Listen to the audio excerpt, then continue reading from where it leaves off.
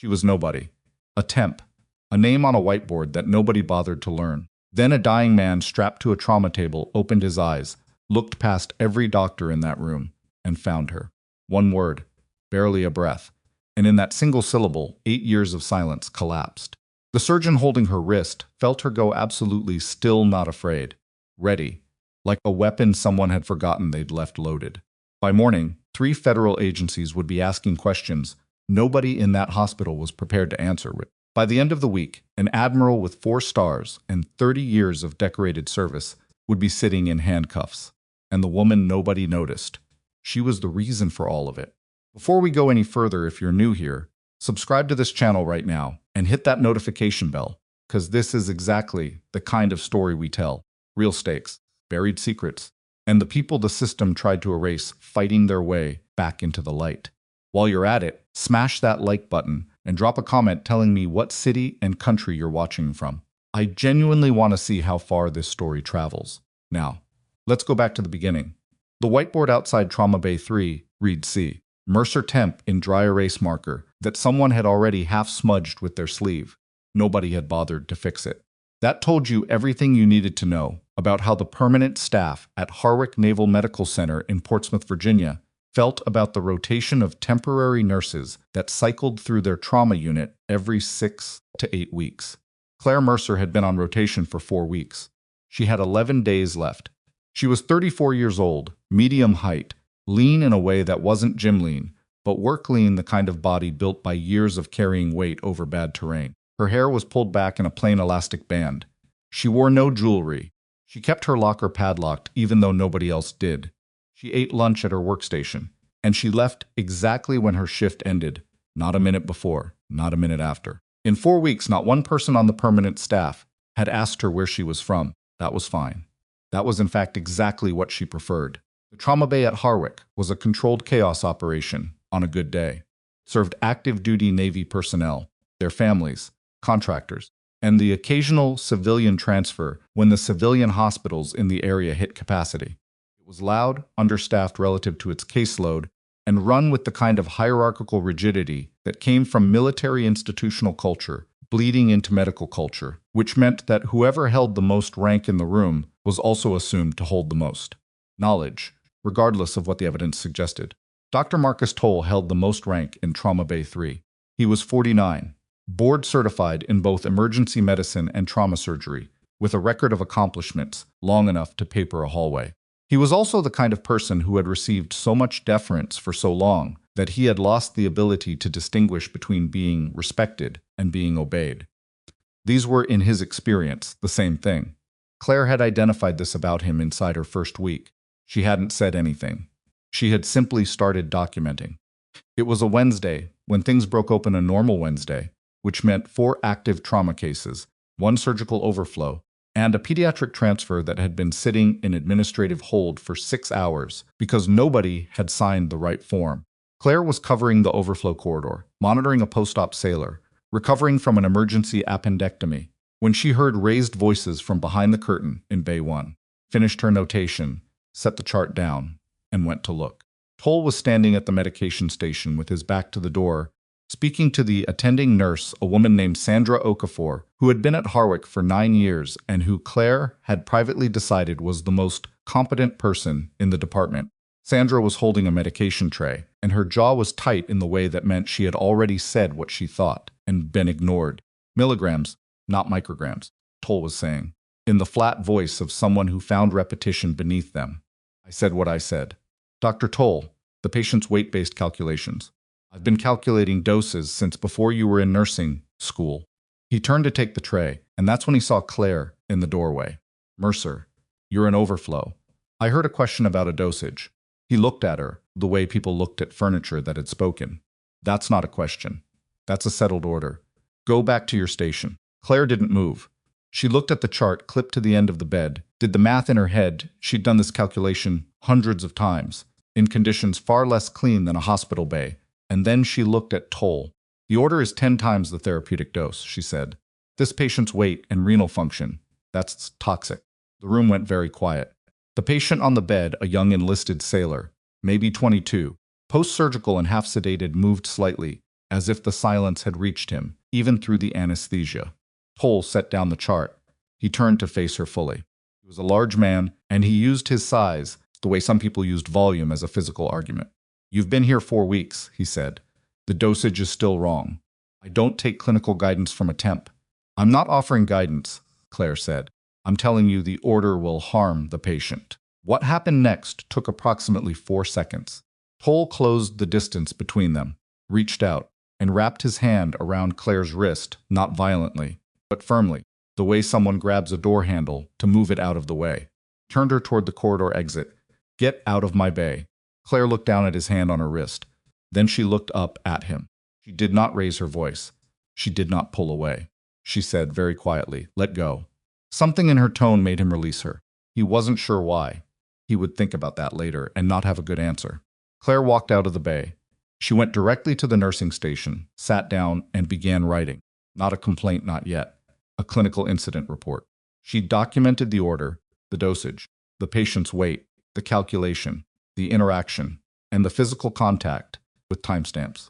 She noted the names of everyone present. She wrote it the way she had been trained to write field reports, specific, sequential, free of editorial language, impossible to misread. Then she pulled up the pharmacist's extension and called it. The order was flagged before it reached the dispensing window. Pharmacist caught it within 20 minutes.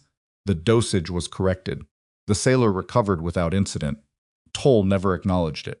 By the end of her shift, Claire had filed the formal complaint with the department's patient safety officer and attached a copy to the hospital's anonymous misconduct reporting system as backup. She had also CC'd her placement agency, which created a time-stamped external record that existed entirely outside Harwick's internal document system. She had learned long ago, always create records that can't be quietly deleted. The next morning, she arrived to find her access badge wasn't scanning. She stood at the employee entrance for 20 seconds, tried it twice more, then went to the security desk them to run it. The guard, young, apologetic, clearly uncomfortable, told her there was a note in the system. Her credentials had been placed under a temporary hold, pending an administrative review. "What kind of review?" Claire asked. "I don't have details, ma'am. You'd need to talk to HR. HR opened at 8. It was 7:40. Claire sat in the waiting area and watched the morning shift change happen through the glass doors. She watched Sandra Okafor badge in.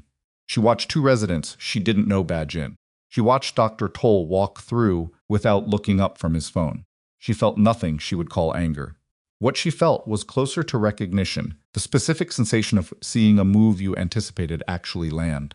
At 8:04, an HR administrator named Kevin Pruitt called her into his office. He was clearly uncomfortable. He had a folder open in front of him, and he kept looking at it instead of her. "Ms. Mercer, there's been a complaint filed against you by Dr. Toll regarding behavior during a clinical interaction yesterday." He paused, characterized it as insubordination and interference with patient care. "His version is false," Claire said. "That's I understand, and we do take these things seriously from both sides." Filed a clinical incident report at 17:42 yesterday. The pharmacist flagged the order at 18:03. "You'll have both records in your system." She looked at him steadily. "What I want to know is whether Dr. Toll's complaint was filed before or after the pharmacist's flag." Pruitt looked at the folder. He said nothing, which was itself an answer. "Filed after," Claire said. "I'm not in a position to—" "You don't have to confirm it. I just wanted to know if this is reactive or preemptive." She folded her hands on the desk. "Either way, I'll need a copy of whatever's been entered into my personnel file, and I'll need it in writing. I'd also like to know who reviewed this before it was escalated." Pruitt was 31 and had a master's degree in healthcare administration, and had never, in his years at Harwick, had a conversation quite like this one with someone who'd been suspended. "Miss Mercer, in the meantime, while this is under review, we do need to suspend your access." "I understand. I want the documentation." She left with 3 pages in an envelope and the name of the department review officer. She sat in her car in the parking structure, read everything twice, and then called her placement agency to report what had happened. She was calm during the call, methodical, detailed, and when the agency's liaison started making sympathetic noises about reassignment opportunities, Claire interrupted her. "I don't need reassignment. I need you to note that my credentials were suspended the morning after I filed a patient safety complaint. and that the suspension was initiated by the same physician I reported. That's retaliation. A beat. I'll handle the rest. She ended the call and sat in the silence of the parking structure. She was angry. Not explosively, not in a way that showed, but underneath the controlled surface there was something cold and sharp that she'd learned to use constructively rather than let it burn things down. She had filed the right reports. She had documented everything. She had followed every process available to her, and within 14 hours, she had been suspended by the person she reported. She pulled out of the parking structure and drove home. She didn't know, yet, that by 11 that night, everything about the situation would have changed in a way she hadn't prepared for. Call came at 10:58. It was a number she didn't recognize, and she almost didn't answer it. She was sitting at her kitchen table going through printed copies of everything she'd submitted, building a timeline on a legal pad, the way she'd once built operational chronologies, methodical, nothing left to interpretation. She picked up on the fourth ring, Mercer. The voice on the other end was male, strained, slightly fragmented bad connection, or something worse. She went still. Nobody called her by last name only. Not anymore, not in this life. Who is this? She said. A breath. Then Rourke. The pen in her hand stopped moving. She hadn't heard that name in 6 years. Chief Petty Officer Nathan Rourke, Spec Ops Support, attached to a unit whose designation didn't exist in any document she was authorized to access. The last time she'd seen him, she'd been pulling a tourniquet tight above his knee in a drainage ditch outside a city whose name she still didn't say out loud. "Where are you?" she said. "Coming in." Another breath, rougher this time. "Harwick. 20 minutes. I need—" A pause that lasted too long. "I need them not to move my records. You understand? Don't let them move them." Rourke. "How bad?" "I've been worse." He said it the way soldiers say things that aren't true, but need to sound true long enough to get through the next 20 minutes. "Still there?" "I'm here. Don't leave." The line went dead. Claire sat very still for 3 seconds. Then she put the pen down, picked up her jacket, and walked out the door. She wasn't credentialed. She had no badge access. She had no clinical authority at Harwick as of 8 that morning. She drove to the hospital anyway because those were administrative problems. And what was happening right now was not an administrative situation.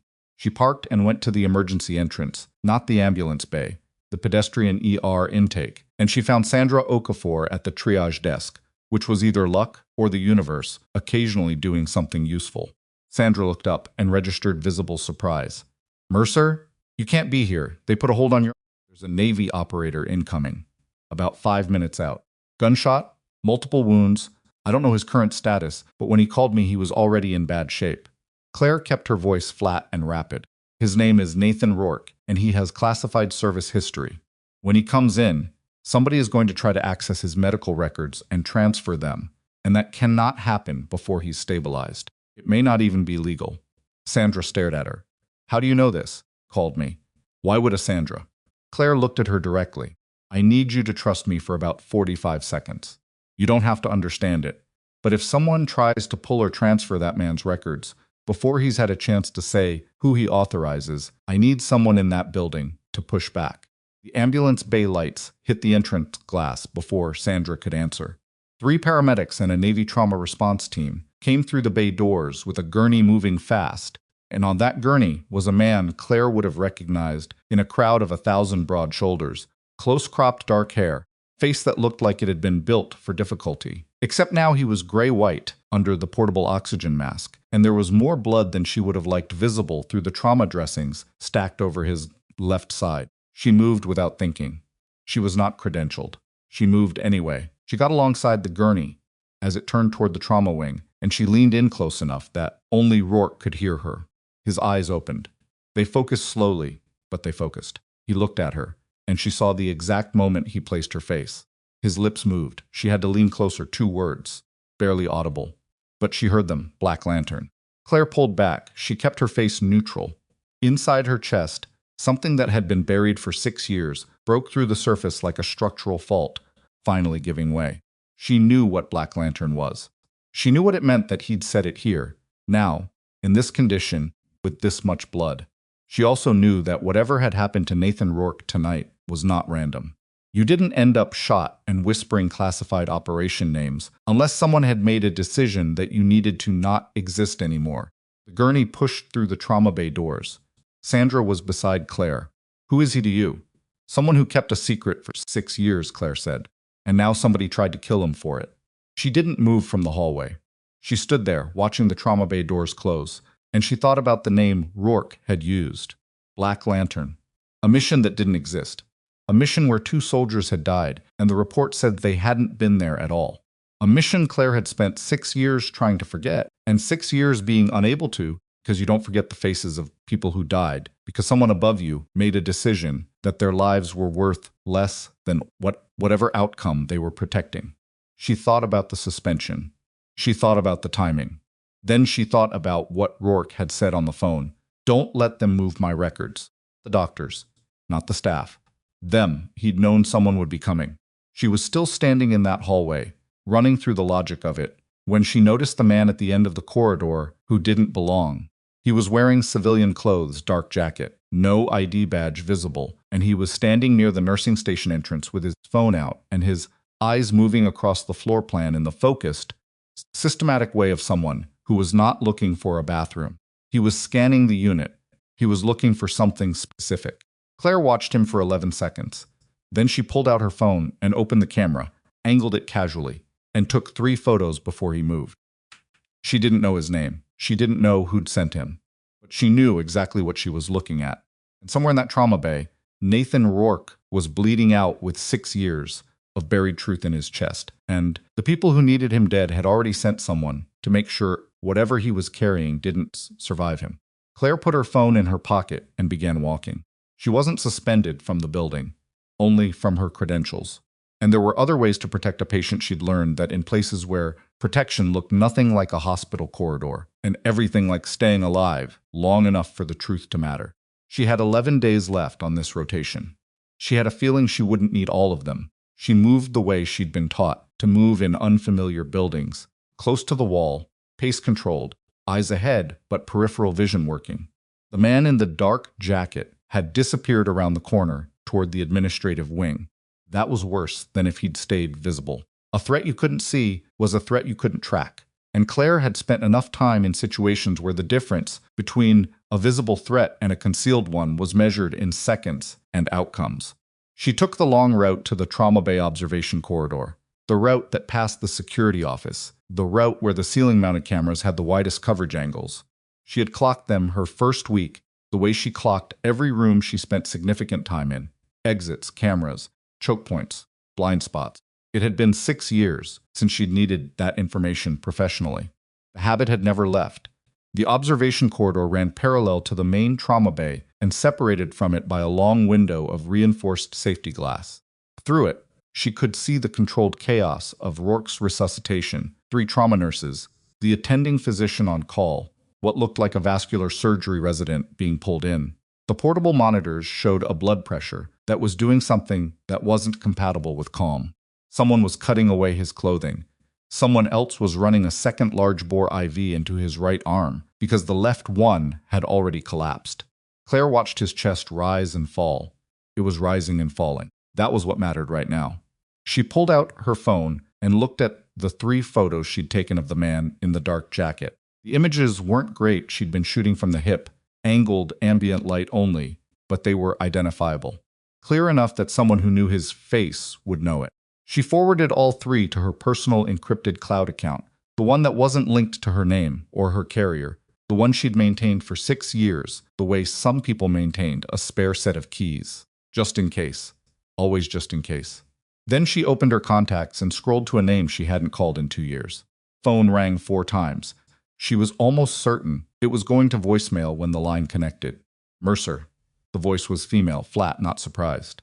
Diane Vasquez had been Claire's emergency contact for the kind of emergencies that couldn't be explained to normal emergency contacts. She worked in federal contracting now officially. What she did in the spaces between officially was the part Claire had occasionally called upon. "I need a name run," Claire said. "I'm sending you 3 photos." The subject was conducting visual surveillance of a trauma floor at Harwick Naval Medical Center about 12 minutes ago. No ID badge. Civilian clothing. He knew where the nursing station entrance was before he got to it, which means he either had a floor plan or he'd been here before. "Are you currently employed at Harwick?" Technically suspended. A pause. Of course you are. Send the photos. Claire sent them. I also need you to know that Nathan Rourke came in tonight. Multiple gunshot wounds. He's in surgery, or close to it. The silence on Vasquez's end had a different quality this time. Rourke, she said. Yes. That's not a coincidence. No, Claire said, it isn't. How long ago did he come in? 40 minutes, approximately. He said 2 words to me before they took him into the bay. Tell you what they were when I know this line is clean. Clean. I know, but I'm standing in a hospital corridor and someone just swept this floor who shouldn't have been here. She paused. Call you back. Run the photos. She ended the call and stood at the observation window for another minute, watching Rourke's vitals on the monitor. She could partially see through the glass. The blood pressure was still wrong, but it was less wrong than it had been. Someone was doing something right in there. She was trying to figure out her next move when Sandra Okafor appeared at the end of the corridor, walking fast and holding a tablet like it was evidence. I need you to explain something to me, Sandra said, keeping her voice low. Because something happened in the last 20 minutes that I've never seen before. What happened? Sandra turned the tablet so Claire could see the screen. It was the nursing staff login portal, the internal system that tracked credential access to patient files. Someone logged into the system using your credentials, suspended credentials, at 23:41. She pointed at the timestamp and accessed Nathan Rourke's intake file. Claire looked at the screen. Then she looked at Sandra. I've been standing in this corridor, she said. My badge is in my jacket pocket. I haven't touched a terminal. I know. Sandra's jaw was tight. I know that because I have been standing approximately 40 feet from you for the last 15 minutes, and I watched you make a phone call. So either you have very long arms or someone cloned your credentials. Did the access make any changes to the file? Sandra navigated to the access log. It looks like it, queried the record. And then this part I really need you to look at. It pulled your misconduct complaint against Dr. Toll and flagged it for expedited administrative review. Claire was quiet for a moment. They didn't touch Rourke's records, she said slowly. Touched mine, using your own login. So if anyone reviews the access log, it looks like I accessed my own personnel file and Rourke's intake record in the middle of the night while I'm suspended. She let out a short breath, and that gets added to Toll's complaint, which escalates the misconduct case against me, which means I'm discredited before morning rounds. Sandra stared at her. Someone is running a play against you. Someone has been running a play against me since yesterday. Filed a complaint against Toll at 1742. By 0800 I was suspended. That's not HR efficiency, that's a phone call. She looked back at the trauma bay window. Rourke didn't end up here by accident. And I didn't end up at Harwick by accident. I just didn't know it until tonight. What does that mean? It means someone put me here, or at least someone made sure I stayed. She pulled her jacket tighter. The suspension was supposed to isolate me, discredit me, before I could make a connection. Connection to what? Claire looked at her for a long moment, doing the calculations she'd been doing since she heard Rourke's voice on the phone, how much to say, to whom, when. Sandra Okafor had 9 years at this hospital. She had documented Toll's behavior in her own internal notes, which Claire knew because Sandra had mentioned it offhandedly 3 weeks ago, in a context that was easy to overlook if you weren't paying attention. She had flagged the credential access anomaly within 20 minutes of it occurring, at nearly midnight, when she could have simply logged off and let it sit until morning. I need to know if you're willing to be a witness, Claire said, to the credential access, to the timestamp, to the fact that you observed my physical location when that access occurred. Sandra didn't hesitate. I already documented it. Good. Don't send it anywhere yet. Keep the original on your personal device, not on the hospital system. Claire looked at the tablet. Can you print that log? Already did. It wasn't the first time Claire had thought Sandra Okafor was probably the smartest person in this building. Confirmed it now. Thank you, Claire said. Don't thank me. Tell me what's going on. I will, not tonight. She handed the tablet back. Tonight, I need you to do one more thing. If anyone who is not the attending trauma physician or the charge nurse attempts to access, transfer, or copy Nathan Rourke's medical record, I need you to flag it immediately and document exactly who made the request and at what time. And if they have authorization, they won't have the right authorization, but they'll have something that looks like it. She met Sandra's eyes. Trust your instincts on what looks wrong. You've been doing this 9 years. You already know. Once. Sandra nodded once, the sharp nod of someone who had already made her decision and didn't need the conversation to last any longer than it already had. She walked back toward the station. Claire turned back to the observation window. Inside the trauma bay, they were moving with slightly less urgency, the specific deceleration that meant the immediate crisis had been managed, and the situation was no longer actively losing ground.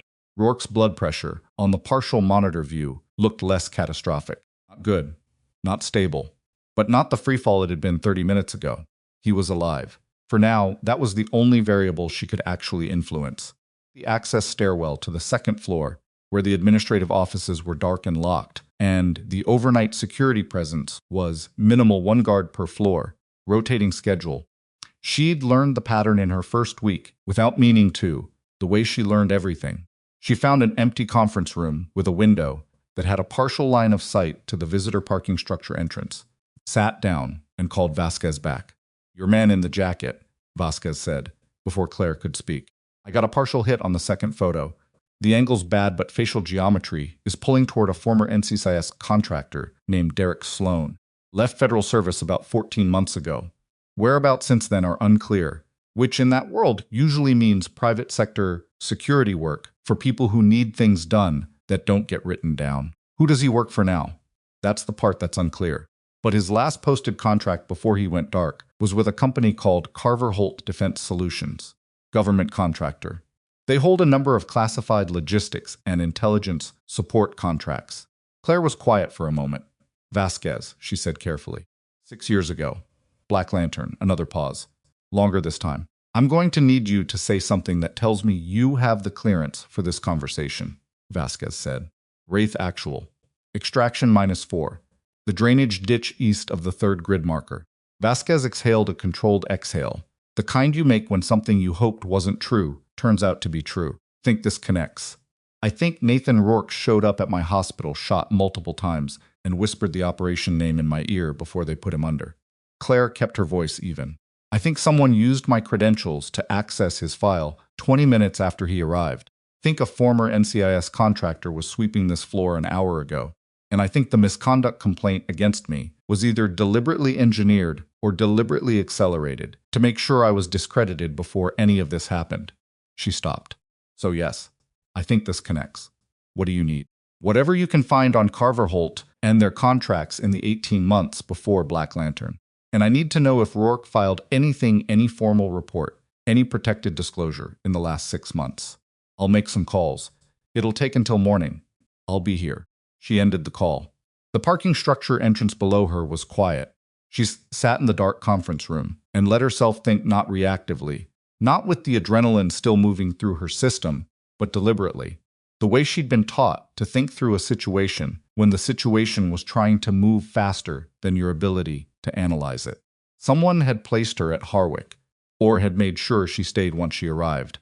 That required knowing she was there, which meant either her placement through the agency had been flagged to someone, or someone at the hospital had identified her and passed the information up. Toll situation, the complaint, the suspension, it had happened too fast. 14 hours was not a normal institutional response time for a misconduct allegation, especially one filed by a temporary employee against a senior physician. Someone had made a call, someone with enough leverage over the hospital's administrative structure to make an HR process move at operational speed. And they had done it before Rourke arrived, which meant they knew Rourke was coming. They knew he was heading to this specific hospital, in this specific city, at approximately this specific time. And they had moved to neutralize Claire, to suspend her, discredit her, isolate her before he got here. They hadn't known Rourke would call her. They hadn't accounted for the fact that a man who'd survived worse than this would find a way to give her 30 minutes of warning in a phone call that lasted 40 seconds. It was a small gap, but gaps were what you worked with. She was still sitting there when her phone buzzed with a text from a number she didn't recognize, which meant Vasquez was using a relay. The message was 4 words: "Rourke filed IG complaint. Inspector General." 6 weeks ago. Claire read it twice. Then she put her phone in her pocket and sat completely still for approximately 10 seconds, because the full shape of it was assembling itself in her mind, and it was larger than she'd expected. Nathan Rourke had filed an Inspector General complaint 6 weeks ago. That complaint would have triggered a review process, which would have triggered awareness at certain levels of the chain of command, which would have told certain people that the thing they had buried 6 years ago was being dug up. It would have given them time to prepare a response, to identify the threat, to find and neutralize anyone Rourke might turn to, and somehow it traced a line from Rourke to Claire, from Chief Petty Officer Nathan Rourke to a temp nurse named Claire Mercer, living quietly in a mid-tier apartment in Portsmouth, Virginia, working a 6-week rotation that she had specifically chosen because it was anonymous and low stakes, and close enough to the water that she could breathe. They had found her. They had moved against her before she even knew the game was being played. She was angry again, that cold structural anger. She used it like a tool. Stairwell back down and walked to the trauma bay corridor. The observation window showed a different picture now. Rourke had been moved to a post-procedure bay, and the crowd around him had thinned to a single nurse monitoring his vitals. The monitors visible through the glass showed something that was not good, but was not immediately catastrophic. He was intubated. He was sedated. He was alive. Sandra was at the nursing station when Claire passed it. She looked up and gave a small nod that meant nothing had happened to the records in the last hour. Claire nodded back and kept walking. She was almost to the exit corridor when she stopped. There was a man at the nurses' station at the far end of the hall who had not been there 20 minutes ago. He was wearing what appeared to be a military uniform, not full dress, the working uniform. Navy, and he had a folder in his hand and was speaking to the overnight charge nurse in the low, efficient manner of someone conducting official business. Charge nurse looked uncertain. She was reaching for her phone. Claire changed direction and walked toward them. She got close enough to hear the exchange without being in it. Transfer authorization from Naval Station Command. Patient is being moved to the Federal Medical Facility in Bethesda 4. I'm going to need to verify that with the attending, the charge nurse was saying. We can't initiate a transfer of an ICU-level patient without physician approval. The authorization supersedes standard process. The patient is active duty special operations. I understand that, but I still need. The man's voice dropped to a register that was meant to end conversations. This is a command-level order. Claire stepped up to the station.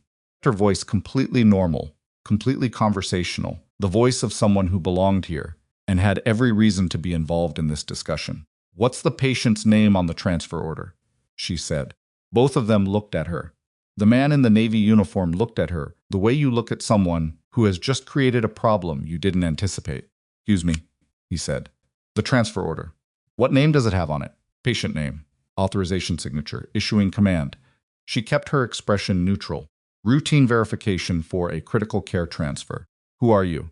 I'm the nurse who just spent 40 minutes stabilizing that patient, she said, which was not strictly true, but was not a statement. Anyone in this hallway could immediately disprove. And a command-level transfer of an intubated post-surgical patient at midnight requires physician sign-off, patient record review, and a verified chain of custody for all associated medical documentation. That's not hospital policy. That's federal medical transport regulation. She tilted her head slightly. So patient name on the order. The man looked at her for a long moment. Then he looked at the folder in his hand. Then he looked back at her. I'll need to make a call, he said. That's fine. The attending's extension is 4211. I'll wait. She picked up the desk phone and held it toward him. He didn't take it.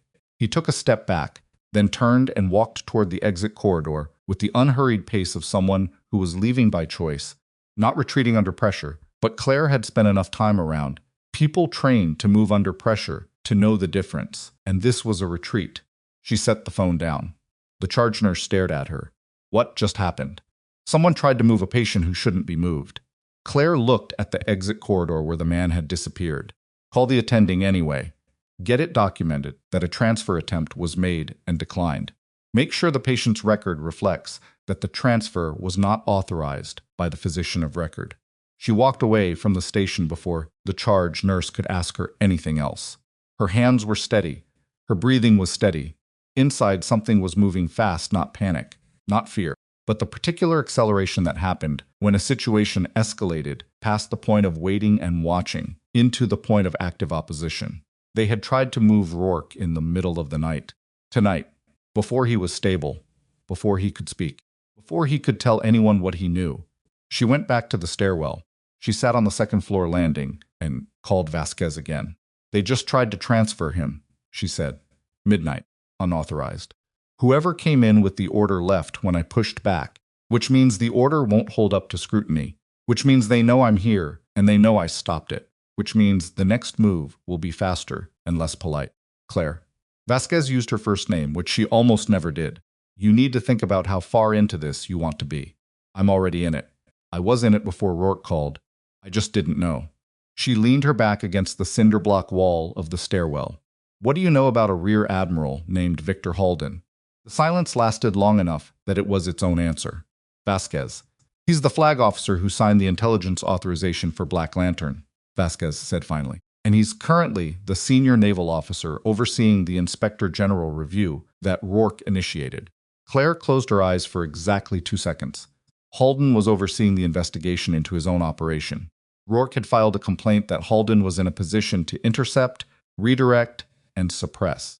And when suppression hadn't been fast enough, when Rourke had apparently managed to hold on to evidence long enough to become a genuine threat, someone had put bullets in him. Is there anyone at NCIS who isn't inside Halden's circle? She said. Possibly. There's a commander named Elias Grant who transferred into the Norfolk field office 8 months ago. Came from the West Coast. His record is clean, no overlap with Halden's command history that I can find. But I don't know him personally. Can you get me his direct contact? Can get you his office number. The rest you'd have to do yourself. It's enough. She opened her eyes. Vasquez Rourke said something else. Before they took him in, he said, find the case. I've been thinking about what that means. An evidence case? Physical documentation? That would be my read. Kept something. 6 years is a long time to hold on to evidence of something this size. Filed the IG complaint 6 weeks ago, which means he was ready to move. But he got to Harwick tonight, which means something changed. Something accelerated the timeline on their end. She thought for a moment. Complaint triggered it. They found out about the IG filing and moved to neutralize Rourke before the review could go anywhere. And he came here to me because he needed someone to find whatever he was keeping. Where would it be? I don't know yet. But I think he expected to tell me, and now he can't. She stood up. I need to see him. I need him to wake up long enough to tell me where. He's intubated. I know. She started back down the stairs. I've worked around worse. It was 2:15 in the morning. The hospital had the specific stillness of a building that was still fully operational but operating below its daytime frequency, fewer bodies moving, lower ambient noise, the kind of quiet that was institutional rather than peaceful. Claire moved through it the way she moved through everything, purposefully, without calling attention to herself, reading the environment as she went. She was almost to the post-procedure bay when she stopped, and the door was ajar. It should have been closed. Post-procedure patients were kept in controlled environments, temperature and noise managed. An ajar door was either staff carelessness or something else. Pushed it open slowly.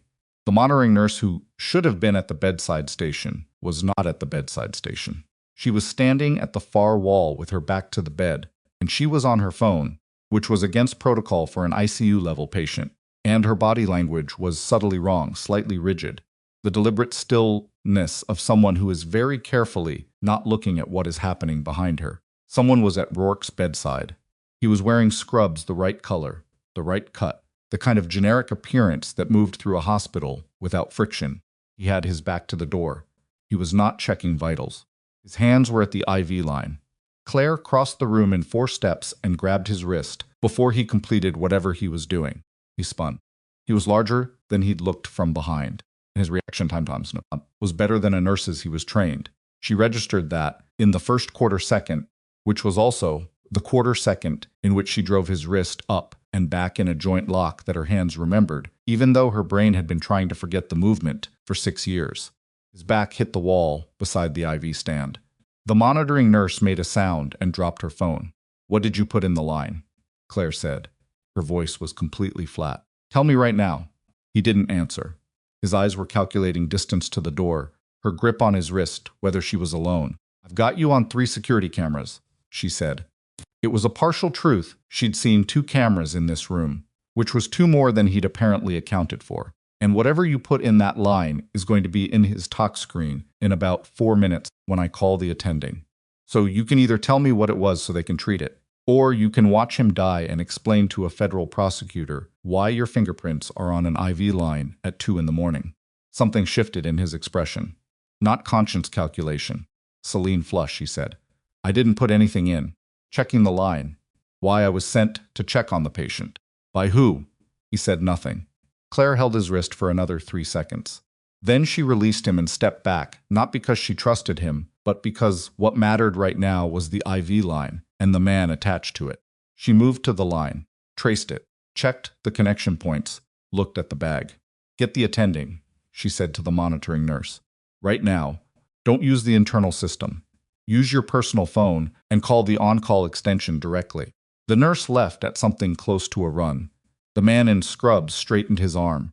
He looked at Claire with an expression she recognized, not anger, not fear, the specific blank effect of someone doing a professional assessment of a situation that had not gone as planned. You should be careful, he said, which was not a threat the way people who've never been threatened think threats sound. Quiet. Informational. Like telling someone the weather. I've been careful my whole life, Claire said. It hasn't been working for me. I'm trying something different. She held his gaze. He looked away first. The attending arrived 4 minutes later, flanked by Sandra, who had apparently been monitoring the door when the nurse came out. The man in scrubs was questioned. He produced credentials, technician ID, visiting staff authorization that looked correct, but that Sandra almost immediately identified as using an access code that had been deactivated 3 weeks ago. Security was called. Real security, the overnight supervisor, not the floor guard. 3 in the morning, the man in scrubs was being held in the security office, and hospital administration had been notified of 2 separate unauthorized access incidents in a single night. By 3:15, the attending had pulled the IV line for a full replacement and ordered a precautionary tox screen, which was the right call regardless of whether the man had been telling the truth.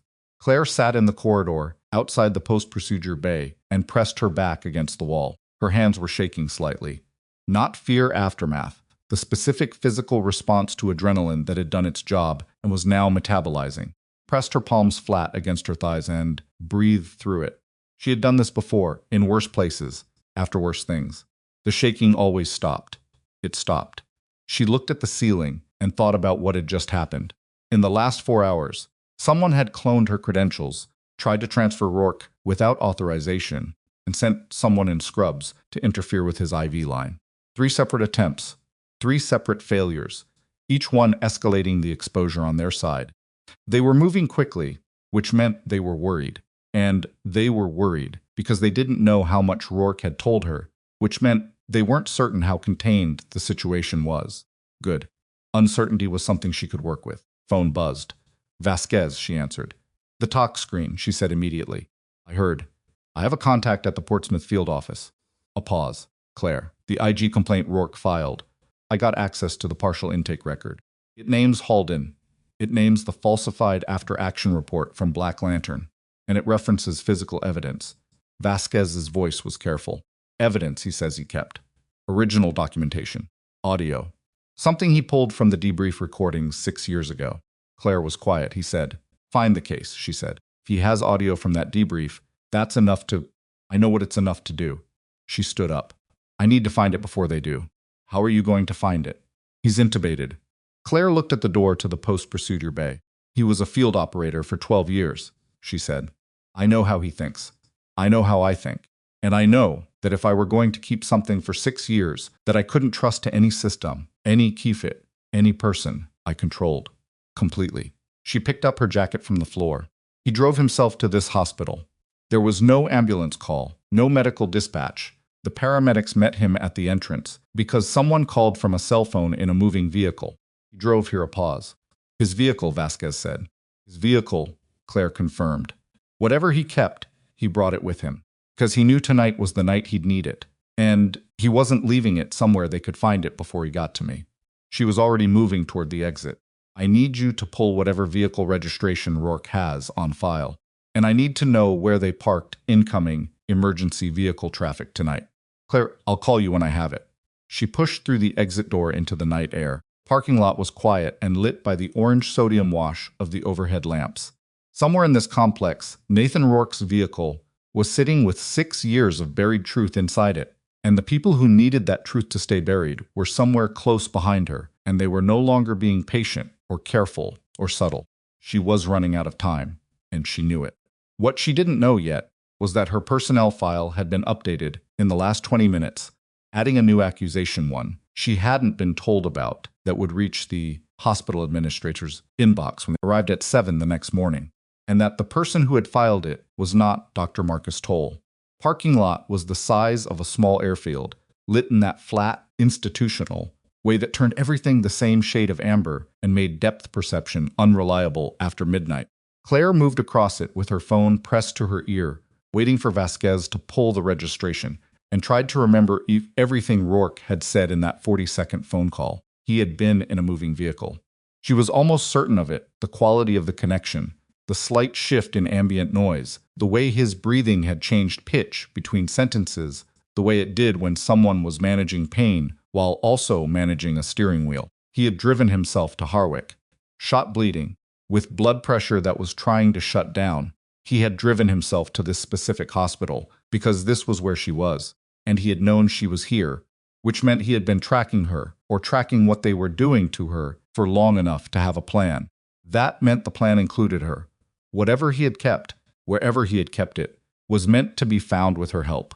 Cut between 2 rows of parked cars and came around the far side of the medical building toward the emergency access lot, where ambulances staged and where incoming trauma vehicles were sometimes directed when the main bay was full. Vasquez came back on the line. 2021 GMC Sierra, dark gray, registered to a Shell address in Hampton, Virginia, which is either him being cautious or someone being cautious on his behalf. A pause. No GPS tracker on record. If he was running dark, he wouldn't have had one. Plate? Vasquez read it out. Claire repeated it twice in her head until it was stored. The emergency access lot had 6 vehicles in it, 3 ambulances, a police cruiser from an earlier call that hadn't been moved, a hospital facilities truck, and at the far end, backed into the corner space, the way someone parks when they want to be able to leave fast a dark gray pickup. She walked to it. Her hands were steady now. The aftermath adrenaline had finished metabolizing. She tried the driver's door on reflex, and it was locked, which she expected. The window was partially fogged on the inside, which she did not expect, and when she looked closer she saw why. There was blood on the driver's seat. Not a catastrophic amount, not the volume that would have accompanied the wounds she'd seen on the gurney, but enough to tell her that Rourke had driven this vehicle in the condition he'd arrived in, which confirmed what she'd already concluded, and also meant he'd been bleeding for longer than his initial presentation suggested. He had delayed. He had held on somewhere first, waiting for the right moment, or the right conditions, or until the pain had crossed a threshold he could no longer manage alone. She circled the truck. The bed was empty. The windows were all fogged, which meant the interior had been occupied, and heated for an extended period before it cooled. She looked at the rear passenger area through the glass and saw a duffel bag on the seat. Dark green, military spec, the kind that closed with a combination lock rather than a zipper. She needed to get into this vehicle. She called Vasquez. I found the truck. I need the combination to a military duffel, or I need someone who can open the vehicle legally and without destroying anything inside it. I can get someone to the vehicle in about 40 minutes. I don't have 40 minutes. She looked around the lot. People who sent someone to his IV line know they failed. Their next move is either Rourke again or the evidence, and if they've been watching this parking lot, they already know where the truck is. She kept her voice even. Is there any legal mechanism by which I can access that vehicle right now, without it being a problem later? Are you his next of kin? No. Emergency medical proxy? Claire paused. Does he have one on file? The pause on Vasquez's end told her that Vasquez was checking something she shouldn't technically have access to. His emergency contact on the IG filing is listed as another pause. M. Voss. Claire stood very still. Mara Voss, her name. The name she had used when she was Petty Officer First Class Mara Voss, combat medic, call sign Wraith. A name that existed in no civilian record, no credit file, no database that an ordinary person could access. Rourke had listed her. 6 weeks ago, when he filed the IG complaint, he had listed her as his emergency contact, using the name she had abandoned 6 years ago, in a federal document that was now part of an active investigation. He had not done that carelessly. He had done it deliberately, because he knew that if something happened to him, the trail would eventually reach someone who knew what that name meant and could connect it back to her. He had left her a thread. He had just been hoping she'd find it before he needed her to. "Gez," she said, "does that name on the IG filing constitute an emergency medical proxy?" "It's not a formal proxy document, but it's a named emergency contact in a federal filing." A pause. "In an emergency situation with an incapacitated patient and a named contact actively present at the medical facility, a reasonable argument could be made for access to the patient's personal effects for purposes of medical documentation." Another pause, shorter. "I'm not a lawyer. I know you're not. Thank you." She ended the call. She went back inside and found the overnight security supervisor, a man named Torres, who had been managing tonight's accumulating disasters with the weary pragmatism of someone who had seen a great deal of strange things in his career and had stopped being surprised by any of them. She explained the situation in the specific, clipped way she'd been trained to present information under pressure: patient incapacitated, named emergency contact on federal filing, potential medical documentation in personal vehicle, time sensitive. Torres looked at her for a long moment. He looked at the printout she'd asked him to make of the IG emergency contact designation, which Vasquez had sent to her phone and which she'd had him print at the security desk. "I'm going to call the administrator on call," he said. "Do that, and while you're doing it, can we get someone with a Slim Jim to that vehicle? Because if someone else gets there first, the question of whether I had authorization becomes irrelevant." Torres made 2 calls in 3 minutes. By the time the administrator on call, a woman named Patricia Ellison, who sounded like she had been asleep and was not happy about it, had given a reluctant verbal authorization that Torres documented immediately, a facilities crew member was already at the truck with the equipment to open it without damage. The door opened. The interior light came on. The duffel on the back seat had a 4-digit combination lock. Claire looked at it for a moment. She thought about Rourke the way he thought, the way he constructed things. He was not a sentimental person in the conventional sense, but he was precise. He used dates the way other people used words, specifically, meaningfully, without decoration. She tried the date of the Black Lantern operation. The lock opened. Inside the duffel was a layered packing arrangement that told her Rourke had organized this carefully and over time, not in a panic. Top, wrapped in a waterproof sleeve, a USB drive and a microSD card sealed in an evidence bag, with a handwritten chain of custody notation in Rourke's handwriting. Below that, a manila envelope sealed with tamper-evident tape, fat with documents. Below that, a small digital recorder in a padded case. The bottom, beneath everything else, a photograph. 4 people in field gear, dusty, exhausted. The background, a blown-out urban landscape she recognized in her bones, even though she'd spent 6 years not letting herself remember it clearly. Rourke on the left. 2 faces she would never forget. And on the right, a woman who no longer officially existed. Claire picked up the photograph and looked at it for exactly as long as she allowed herself. Then she put everything back, zipped the duffel, and carried it inside. Called Vasquez from the stairwell. "I have the evidence cache, USB, physical documents, audio recorder. I haven't opened any of the sealed material." She sat down on the stairs. "I need NCIS Commander Grant's direct line. Now, Claire, it's 3:40 in the morning. I know what time it is." She heard Vasquez exhale, then sending it. The number came through in 30 seconds. Claire stared at it. She was about to make a call that would change the shape of everything that came after. Once she called a federal investigator and disclosed what she had, the situation moved from something she was managing privately into something that had institutional momentum, and institutional momentum was both a protection and a loss of control. She made the call. Commander Elias Grant picked up on the second ring, which told her he was either insomniac or he had been waiting for something, and neither option was as surprising as it would have been 12 hours ago. She identified herself with full name, former service designation, and current location. She told him she had physical evidence connected to an active IG complaint filed by a Nathan Rourke, that Rourke was currently in post-surgical intensive care at Harwick Naval Medical Center after what appeared to be an attempted assassination, and that there had been 3 separate unauthorized access attempts at the hospital in the last 4 hours, including an individual who had interfered with his IV line and was currently being held by hospital security. Grant listened without interrupting. When she finished, there was a 3-second pause. "Don't open anything," he said. Don't hand it to anyone. Where are you physically right now? Hospital stairwell, second floor, north wing. Stay there. I'm 40 minutes out. The line went dead.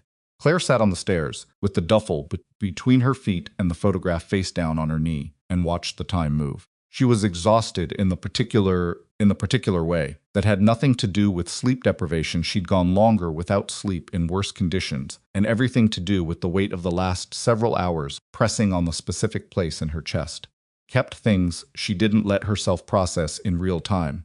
She thought about the two people in that photograph, and she set the thought aside because this was not the moment. And she had learned, years ago, that there was never a good moment, there was only the work. And then later, if you were careful and a little lucky, there was time. She breathed. She waited. She kept her hand on the duffel. Grant arrived in 37 minutes, which meant he had driven faster than the speed limit suggested.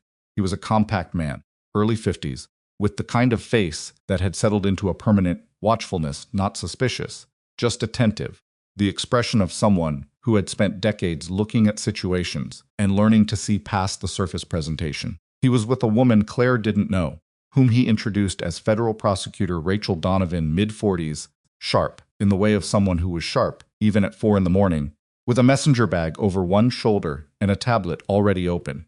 They sat in the conference room on the second floor, the same one, where Claire had watched the parking structure entrance several hours earlier. And she laid out everything, the timeline, the credential access, the transfer attempt, the IV line incident, the duffel, the photograph, all of it, in the flat sequential order of a formal field report.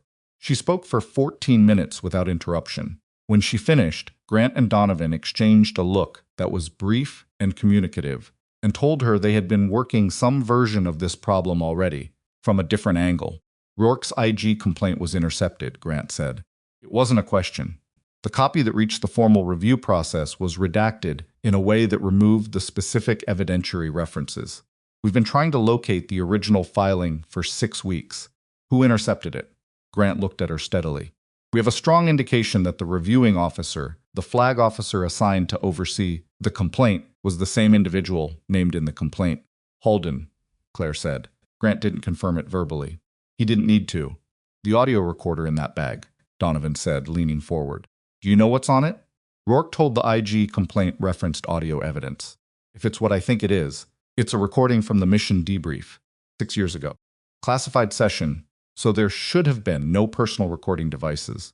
But she paused, choosing her words. He was methodical. If he decided to keep something, he kept it correctly. Chain of custody on the bag? Documented. Security supervisor witnessed the vehicle access. Administrator on call gave verbal authorization, which Torres, the security supervisor, documented immediately. I have not broken any of the evidence seals. She slid the duffel toward them. Everything is exactly as I found it. Donovan pulled on gloves before she touched the bag. She was careful and deliberate, and Claire watched the way she handled the material and felt something loosens slightly. Not relief, not yet, but the specific release of having handed something important to someone who understood its weight. While Donovan was documenting the contents, Grant looked at Claire. Your personnel file, he said. Someone filed a new complaint against me tonight, after Rourke arrived. I don't know the specifics yet. It was filed at 2358 under the name of your placement agency's regional director, alleging that you misrepresented your clinical qualifications on your placement application. He paused. Placement director's name was used without their knowledge. We confirmed that 40 minutes ago. Claire looked at him. You've been watching my file. We've been watching several files. He said it without apology. We knew Rourke was mobile and compromised. We didn't know where he was going. When he came in here tonight, it lit up a monitoring flag on his service record, and when we started looking at the associated hospital environment, he stopped. Complaint against Toll was the first thing that came up. Timing of your suspension was notable. Toll was used, she said. It wasn't a realization so much as a confirmation of something she'd suspected since the parking structure. Someone contacted him, told him to escalate the complaint, push for suspension. He didn't know why. That's the assessment we're working with, yes. He's not innocent. He grabbed my wrist. He filed a retaliatory complaint. He endangered a patient. I know, Grant said, and that will be part of what gets documented. They worked for 2 hours in that conference room, Grant and Donovan processing the evidence, Claire building out the timeline in writing, the specific documented chronology that could withstand prosecutorial scrutiny. Donovan cracked the seal on the manila envelope under proper evidentiary protocol, and the documents inside were what Claire had expected them to be. Original copies of the Black Lantern After Actions report, two versions, the official falsified version that had been entered into the record, and a second version with different casualty notations, different intelligence assessments, different conclusions. The second version had handwritten annotations in two sets of handwriting. One of them was Rourke's. The other matched a signature at the bottom of the page, a signature above the rank designation of Rear Admiral. Halden had annotated the original, then signed off on the falsified version. Donovan photographed each page individually and said nothing while she did it, but the set of her jaw said enough. The audio recorder was the last thing. Grant used a forensic playback device rather than the recorder itself to preserve the original. The recording lasted 11 minutes and 43 seconds. The audio quality was what you'd expect from a concealed device in a classified debrief room. Compressed, slightly muffled, ambient noise from an HVAC system underneath everything. But the voices were distinguishable, and the content was clear enough, and at the 4-minute mark, an unmistakable voice, later voice printed against Halden's publicly available, recorded congressional testimony said, in the flat tone of someone managing a problem rather than grieving a loss, that the unit's casualties were an acceptable outcome relative to the contract deliverable timeline. The contract deliverable timeline. 2 soldiers. An acceptable outcome. Claire listened to those 11 minutes and 43 seconds with her hands flat on the table and her breathing controlled and her face doing nothing that she couldn't afford for it to do in this room, in front of these people, right now. When it ended, Grant stopped the playback. Nobody spoke for a moment. That's enough for an arrest warrant, Donovan said quietly. It's enough for more than that, Grant said. He was reaching for his phone when the conference room door opened. Claire's hand moved before her brain had finished processing an automatic reach toward a hip, where, in a different life, a different piece of equipment had lived. Her hand found only her jacket pocket. She stopped it there. 3 men in the doorway. They were wearing civilian clothes. 2 had federal ID badges clipped to their jackets NCIS, which could have meant they were legitimate, or could have meant the badges were as real as the transfer order from earlier tonight. The third was holding a document wallet with official-looking paperwork, visible through the clear cover. The one in front looked at Grant with the specific expression of someone who was annoyed to find a colleague in a room they expected to be empty. "Commander Grant," he said, "we have a directive to secure all evidence materials related to the Rourke intake. Command authorization." He held up the document wallet. Grant looked at him for a moment. Then he looked at the badge. Then he said very calmly, "Agent Merritt, when did you transfer back to the Norfolk office?" Pause. 6 months ago. Funny. I've been in the Norfolk office for 8 months and I don't think we've met. Grant tilted his head slightly. "Show me the authorization signature." The man Merritt opened the document wallet and held out the paperwork. Grant looked at it. He looked at it for long enough that everyone in the room understood he was not just reading it, but examining it. "This authorization is signed by Rear Admiral Victor Halden," Grant said. "Correct. Halden is currently the subject of a federal criminal investigation that was elevated to active status approximately 90 minutes ago." Grant set the paper down. He does not have the authority to authorize evidence seizure in a matter where he is the named subject. That authorization is void. The silence in the room had a specific quality to it, the quality of a situation that was about to move in a direction that nobody on one side of it had fully prepared for. Merritt looked at the other 2 men. Something passed between them. "Commander," Merritt said, and his tone had shifted less official, more pressured. "Think carefully about—" "I'm thinking very carefully," Grant said. "I'm also recording this interaction, which I'm required to inform you of, so I'm informing you now." He put his phone on the table, face up, the recording indicator visible. "If you have a legitimate authorization, you're welcome to submit it through proper channels. If you attempt to remove any material from this room without a verified order from a supervising authority who is not under investigation, I will treat that as obstruction." Claire watched Merritt. She had spent 6 years reading people in the field, in hospitals, in the ordinary spaces where humans revealed themselves when they thought nobody was paying attention. Merritt was not going to back down on his own. He needed a reason. He needed something to have changed in the situation. She gave him something. She picked up her phone from the table where she'd set it when she started the formal timeline documentation. She opened the camera application and pointed it, without subtlety, at the three men in the doorway. 3 individuals at 4:47 in the morning, she said conversationally, attempting to access a secure evidence review in an active federal matter. Names and badge numbers for the record, please. Merritt looked at her.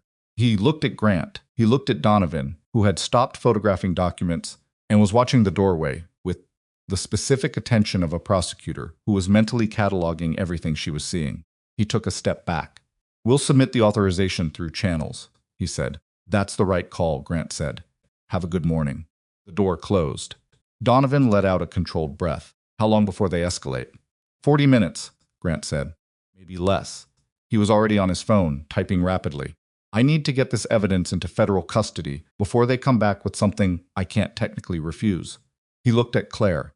"Cure federal facility at the Portsmouth Naval Complex." "Rourke," Claire said. Grant stopped. "You move the evidence to federal custody, but that doesn't protect Rourke. He's still in a hospital room with compromised security, and the people who sent someone to his IV line tonight know that 3 attempts have failed." She looked at him steadily. "They will try again. And the next attempt won't be someone in scrubs checking a line. The next one will be something harder to stop." Grant looked at her. She could see him running the calculation resources, authority, timeline, available protective measures. Can get a federal protective detail authorized. How long? He didn't answer immediately, which was its own answer. "I know someone who can be in that room in 15 minutes, Claire said. "Someone Rourke trusts. Someone who has already stopped 2 attempts tonight and who is technically still, despite everything, a credentialed registered nurse at this facility." Grant looked at her for a long moment. Then he looked at Donovan. "Get the warrant filed," he said to Donovan. Then to Claire, "I can give you the protective presence authorization as a civilian consultant, acting in support of an active federal protective operation. That keeps you legally covered." "I don't need to be legally covered," Claire said. "I need Rourke to be alive when the warrant hits." She picked up the duffel to hand it to Donovan for formal chain of custody transfer, and that was when her phone buzzed on the table. She picked it up. It was a text from Sandra Okafor. 3 words, "Come now, Bay." And then, a second later, 4 more. Someone cut the alarm. Claire was already moving before the second message finished loading, and she hit the door at speed. And behind her, she heard Grant say something into his phone with the clipped urgency of someone initiating a response, and she was in the corridor and running, because a cut alarm in a post-procedure bay meant someone had disabled the monitoring system, and a disabled monitoring system meant there was nothing between Nathan Rourke and whatever came through that door next. She took the stairs at speed, hit the first-floor corridor, rounded the corner, and came to an absolute stop. Post-procedure bay door was open. Sandra was pressed against the wall outside it, her face rigid with something that was not quite fear, but was close to it. Inside the bay, visible through the open door, a man she had never seen before was standing at Rourke's bedside with his back to her. He was not in scrubs. He was not pretending to be medical staff. He was in a suit, and he was on a phone. And he was looking down at Rourke with the specific expression of someone who had come to make a decision about another person's continued existence. Claire looked at Sandra. Sandra looked at her. Then Claire walked through the door. The man turned. He was older than she expected, late 50s, with the physical bearing of someone who had once been military and had carried that posture into civilian life the way some people carry old injuries. Face was composed, almost impassive. His eyes were the color of cold water, and they moved across Claire in a single practiced assessment. He lowered the phone. "Ms. Mercer," he said. He knew her name. Not Mara Voss. Not Wraith. Claire Mercer, the name she had built for herself, the name she had used for 6 years. He knew it, which meant he had known who she was before tonight, which meant he was not one of the operational people. Above the operational people. "Admiral Halden," she said, because she knew his face. She had seen it 6 years ago briefly, at the edge of a debrief room, and she had seen it more recently in the photographs Vasquez had sent her, and she knew in the specific, visceral, absolute way of someone who has spent a long time thinking about a person's decisions and their consequences exactly who was standing in front of her. He looked at her with an expression she couldn't immediately categorize. Not anger, not fear, something more complicated and more dangerous. "Came to assess the situation," he said. "I know why you came," she said. Behind her, She could hear footsteps in the corridor, Grant's people, moving fast. She had maybe 30 seconds before the room filled with federal authority. Halden looked at Rourke on the bed, then back at Claire. "You found what he kept," he said. It wasn't a question. "It's already in federal custody," she said. Something moved through his expression. It was subtle enough that most people would have missed it. Claire didn't miss it. She had spent 6 years carrying the weight of what his decisions had cost, and she knew his face now the way she knew the faces of the two people in that photograph, the ones he had decided were an acceptable outcome, and she was not going to look away from it. "You had options," she said, and she kept her voice level, even though what was underneath it was not level at all. 6 years ago and tonight, you had options every time." He said nothing. The footsteps were at the door. Grant's voice, authoritative and controlled, filled the corridor. Halden looked at the door, then at Claire, and in that specific, suspended second, before everything broke open, something moved through his expression that she hadn't expected. Not remorse, not quite, but something adjacent to it, the expression of a man who had been certain for a very long time that what he'd done could stay buried, and had just understood that it could not. Grant came through the door with 2 agents behind him, and Claire stepped aside, and the room filled with the controlled, formal motion of a federal arrest in progress. And she moved to the wall and stood, with her back against it, and watched it happen, and kept her face exactly where she needed it to be. But she was looking at Rourke, his chest rising and falling, the monitors steady, the IV line the replacement line, clean and properly documented, running without interference. He was alive. For now, that was still the only variable she could be certain of. Because what she didn't know, what nobody in that room knew yet, was that one of the 2 agents who had just come through the door with Grant had sent a message from the corridor 30 seconds ago. And the person on the other end of that message was not anyone in federal law enforcement. She saw it happen in her peripheral vision and almost missed it because she was watching Halden's hands. Old habit. You watched the hands while Grant's people moved him toward the door. Agent on the left, the younger one, with the close-cropped hair and the posture that was just slightly too rigid for someone who should have been in a relaxed professional role, slid his phone into his jacket pocket with the particular motion of someone who had just finished something and was hoping nobody had clocked the timing. Claire had clocked it. She filed it. She did not act on it yet, because acting on it meant pulling a thread in front of people who didn't know the thread existed, and pulling threads prematurely was how you lost the knot. She stayed against the wall.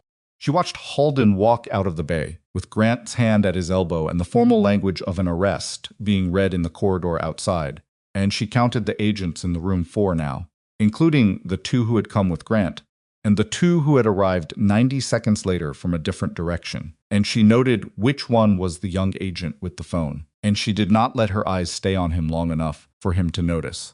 Grant came back into the bay after Halden was in the corridor. His face was controlled in the specific way of someone managing a situation that had gone better and worse than expected simultaneously. "He came here himself," Grant said quietly enough, that it was directed at Claire specifically. "Arrogance or desperation?" "Both," Claire said. "Thought the evidence was still in play.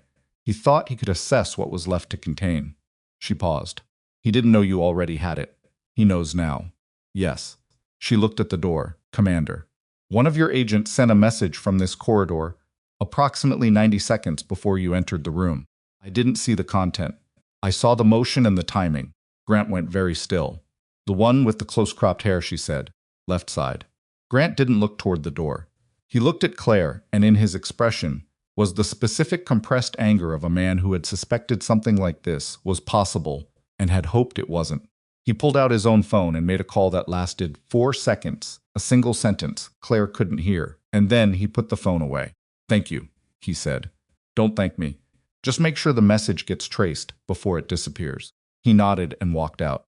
She heard, 60 seconds later, the sound of a second, quieter conversation beginning in the corridor, the specific cadence of an interrogation that was pretending to be a conversation.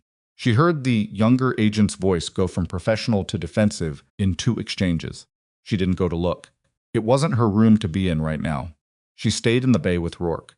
He was the same, intubated, sedated, the monitors drawing their slow mechanical picture of a body working hard to stay on the right side of the line. His blood pressure had stabilized through the night into something the attending would call guarded, but not critical. The replacement IV line ran clean. Talk screen from the replaced line had come back an hour ago, no adulterants found, which either meant the man in scrubs had been telling the truth about the saline flush, or had used something sophisticated enough to degrade rapidly, and the attending was keeping the order for a 48-hour surveillance panel, regardless. Claire pulled the chair from the bedside station and sat down. She was tired in her bones, in a way that had nothing to do with the hour.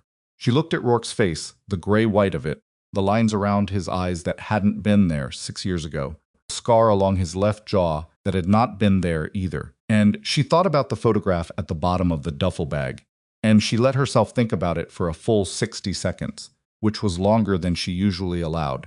Then she set it down and thought about what came next. The evidence was in federal custody. The arrest had been made.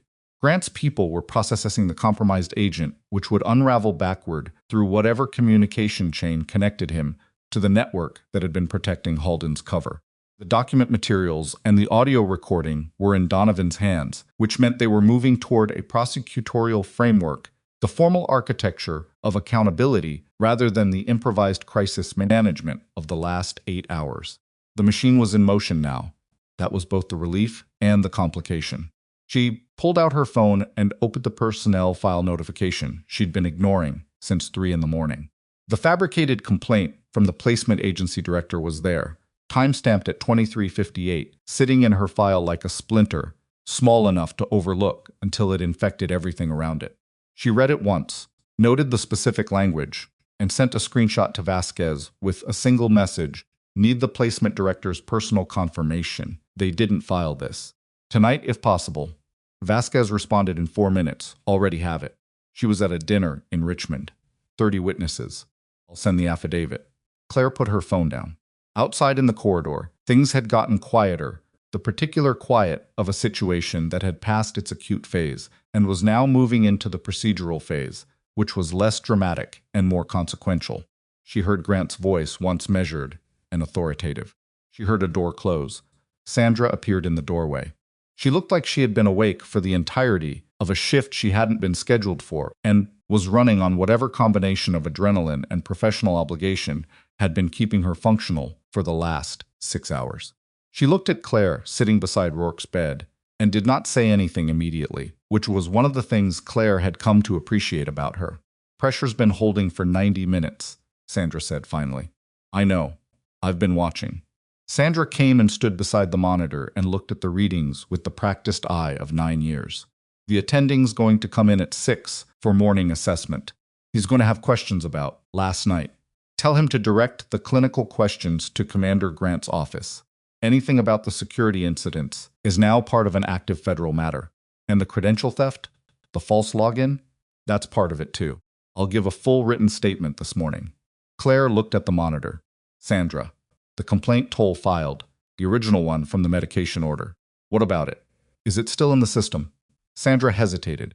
"There were edits made to it after your credentials were used to access the file.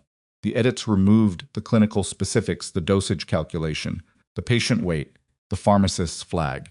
The version in the system now reads like a general insubordination complaint without the medical context." Claire had expected something like this. "The pharmacist's flag is a separate record in the dispensing system." "Yes, I already pulled it and printed 3 copies." Sandra reached into her scrub pocket and produced a folded sheet. "And I have the original version of your incident report from the anonymous reporting system. That one was filed externally, so it couldn't be edited from inside the hospital network. Pulled the confirmation receipt last night." Claire took the folded sheet. She looked at Sandra for a moment, really looked at her.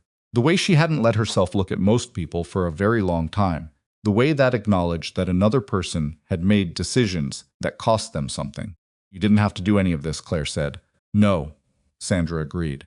"Toll has been running that bay like it's his personal operation for 4 years, and everyone knows it, and nobody says anything, 'cause he's Toll, and we're—" She stopped. "You said something in writing. On your first week here. You actually said it. In a formal document, and then you defended it when he pushed back, and I watched you do it from across that room, and I thought—" She stopped again, shrugged, which was not quite a shrug. "I thought it was worth backing up." Claire folded the document and put it in her jacket pocket. It was, she said. Sandra left. Claire sat with Rourke for another hour while the hospital shifted from its overnight register into its early morning one. The change in foot traffic, the change in ambient sound, the specific increase in operational activity that happened around 5:30 when the early shift staff started arriving and the building stopped feeling like a nighttime thing and started feeling like a daytime thing. 6:15, Grant knocked on the open door and came in. He sat down in the second chair, the one that was usually for family members. He looked tired in the way of someone who had been awake this long professionally before and had the metabolism to manage it, but found it less comfortable than he once had. The agent, his name is Dawes. He deleted the message before we could pull it off his device. Grant said. But we have the carrier metadata, timestamp, duration, the receiving number. That number traces to a burner, but the burner pinged a cell tower in the Portsmouth area at 4:52 this morning, which puts it geographically consistent with someone who was in or near this facility. He paused. Dawes is claiming he was reporting an update to a supervisor. He's not going to hold that story for long. What about Halden? He's been formally charged. Falsifying military records, obstruction of a federal investigation, abuse of authority. The U.S. Attorney's Office is reviewing the audio for additional charges related to the contractor payments. Grant leaned back slightly. The IG complaint has been pulled from Halden's oversight and reassigned. The redacted version has been flagged, and the investigation into who authorized the redaction is running in parallel. Derek Sloan, Claire said. Grant looked at her. He was at this hospital yesterday. Former NCIS contractor, last posted to Carver Holt Defense Solutions. She reached into her jacket and pulled out her phone, pulled up the 3 photographs she'd taken and sent to the encrypted cloud, sent them to Grant's number directly. He was sweeping the trauma floor before Rourke arrived. I have photographs. Grant looked at his phone as the images came through. His jaw tightened. Sloan was the intermediary, Claire said. He connected the people who needed Rourke, silence to the people inside the hospital, including whoever contacted Doctor. Told to escalate the complaint against me. Toll didn't come up with this on his own. He's not sophisticated enough, and he had no existing connection to Rourke. Someone approached him, told him what to do, promised him cover. Sloan is the architecture between Halden and the operational level. Grant was already typing. We have a warrant application for Sloan that's been sitting in review. This puts a face and a location on it. He hit send. It'll be executed by end of business today. Make it sooner, she said. He knows the arrest happened. He'll run. Grant looked up. Push it. He left again. Claire stayed. At 7, she walked to the administrative wing. The hospital administrator, a man named Robert Gaines, who wore his authority the way people wore clothes that were slightly too formal for the occasion, was already at his desk when she appeared in his doorway, told her he'd been called in early and had been briefed on some portion of last night's events. His expression when he saw her was the expression of a man trying to rapidly reassess a situation he thought he had already assessed. Mercer, he said. Mr. Gaines. She came in and sat down without being invited, which she could see irritated him, which she didn't care about. The complaint filed against me at 23:58 last night, using my placement director's name, was fabricated. I have a signed affidavit from the placement director confirming she was in Richmond and did not file the complaint, and a digital forensic timestamp showing the complaint was submitted from an IP address that traces back to a network access point in this building. She set a printed copy of the affidavit on his desk. I also have documentation showing my access credentials were cloned and used to access hospital records at 23:41, approximately 17 minutes before the false complaint was filed. Gaines looked at the affidavit. He looked at Claire. He had the careful, calculating expression of a man who was starting to understand that the situation he had been managing was not the situation he thought he was managing. There are also 2 federal criminal investigations currently active that involve individuals who used this hospital's systems and physical space last night as operational ground, she continued. My suspension will become evidence in those proceedings. The complaint filed by Dr. Toll, the original unedited version, is also part of the record. She folded her hands. I'm bringing this to you directly this morning because I think you'd rather address it now than have it addressed for you. Gaines was quiet for a long moment. Your suspension, he said carefully, was initiated under a standard protocol following a formal misconduct complaint. I know, and it should be reversed in writing today. along with a corrected entry in my personnel file, removing the fabricated complaint and restoring the original clinical incident report in its unedited form. She paused. I'm not asking you to do anything extraordinary. I'm asking you to correct a record that was tampered with by people who used your institution for purposes that are now the subject of federal prosecution. Gaines picked up the affidavit. He read it properly this time, not the skimming glance of an administrator managing optics, but the careful read of someone who was understanding what he was actually holding. I'll need to consult legal counsel, he said. Of course. While you're doing that, I'd also recommend reaching out to Commander Grant at the NCIS Norfolk Field Office. He can tell you what the federal record will reflect about last night's events and what the institution's cooperation status looks like going forward. She stood. I'll expect written documentation of the suspension reversal by end of business today. She walked out before he could formulate a response. She was in the corridor, heading back toward the post-procedure wing, when her phone rang. Vasquez. Sloan, Vasquez said without preamble. The warrant went through 30 minutes ago. They went to his last known address. A beat. He was already gone. Cleared out. The place was cleaned, but not cleaned well enough. They found a phone. Burner, with message data partially recovered. Claire kept walking. What did the messages show? Coordination with someone inside the hospital. Not Dawes' different contact, different communication pattern, longer history. The messages reference Rourke's arrival time, your suspension.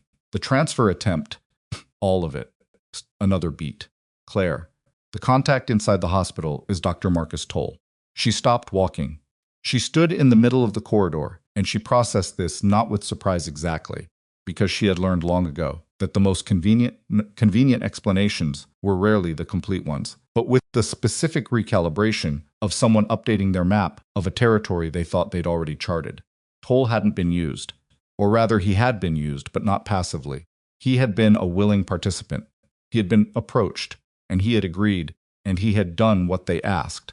And the complaint against Claire and the acceleration of her suspension had not been the panic reaction of a physician protecting his ego, but a deliberate operational contribution to a plan that had been running for weeks, which meant Toll had known why they wanted her discredited.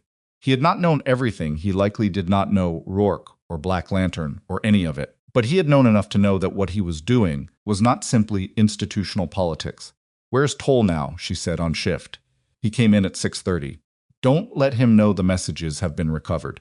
She started walking again. And make sure Grant has this before Toll's people have a chance to warn him. Already sent. She found Grant in the family waiting area, adjacent to the post-procedure wing, where he had set up a temporary operational presence with a laptop and a second agent she hadn't seen before, a woman, senior, with the measured demeanor of someone who had been in federal investigations long enough to have lost the capacity for theatrical surprise. Grant looked up when Claire appeared. Toll, she said. We know, he said. We're executing a secondary detention order in... He checked his watch. About 12 minutes. He's in the building. I know. We're letting him complete his current patient interaction.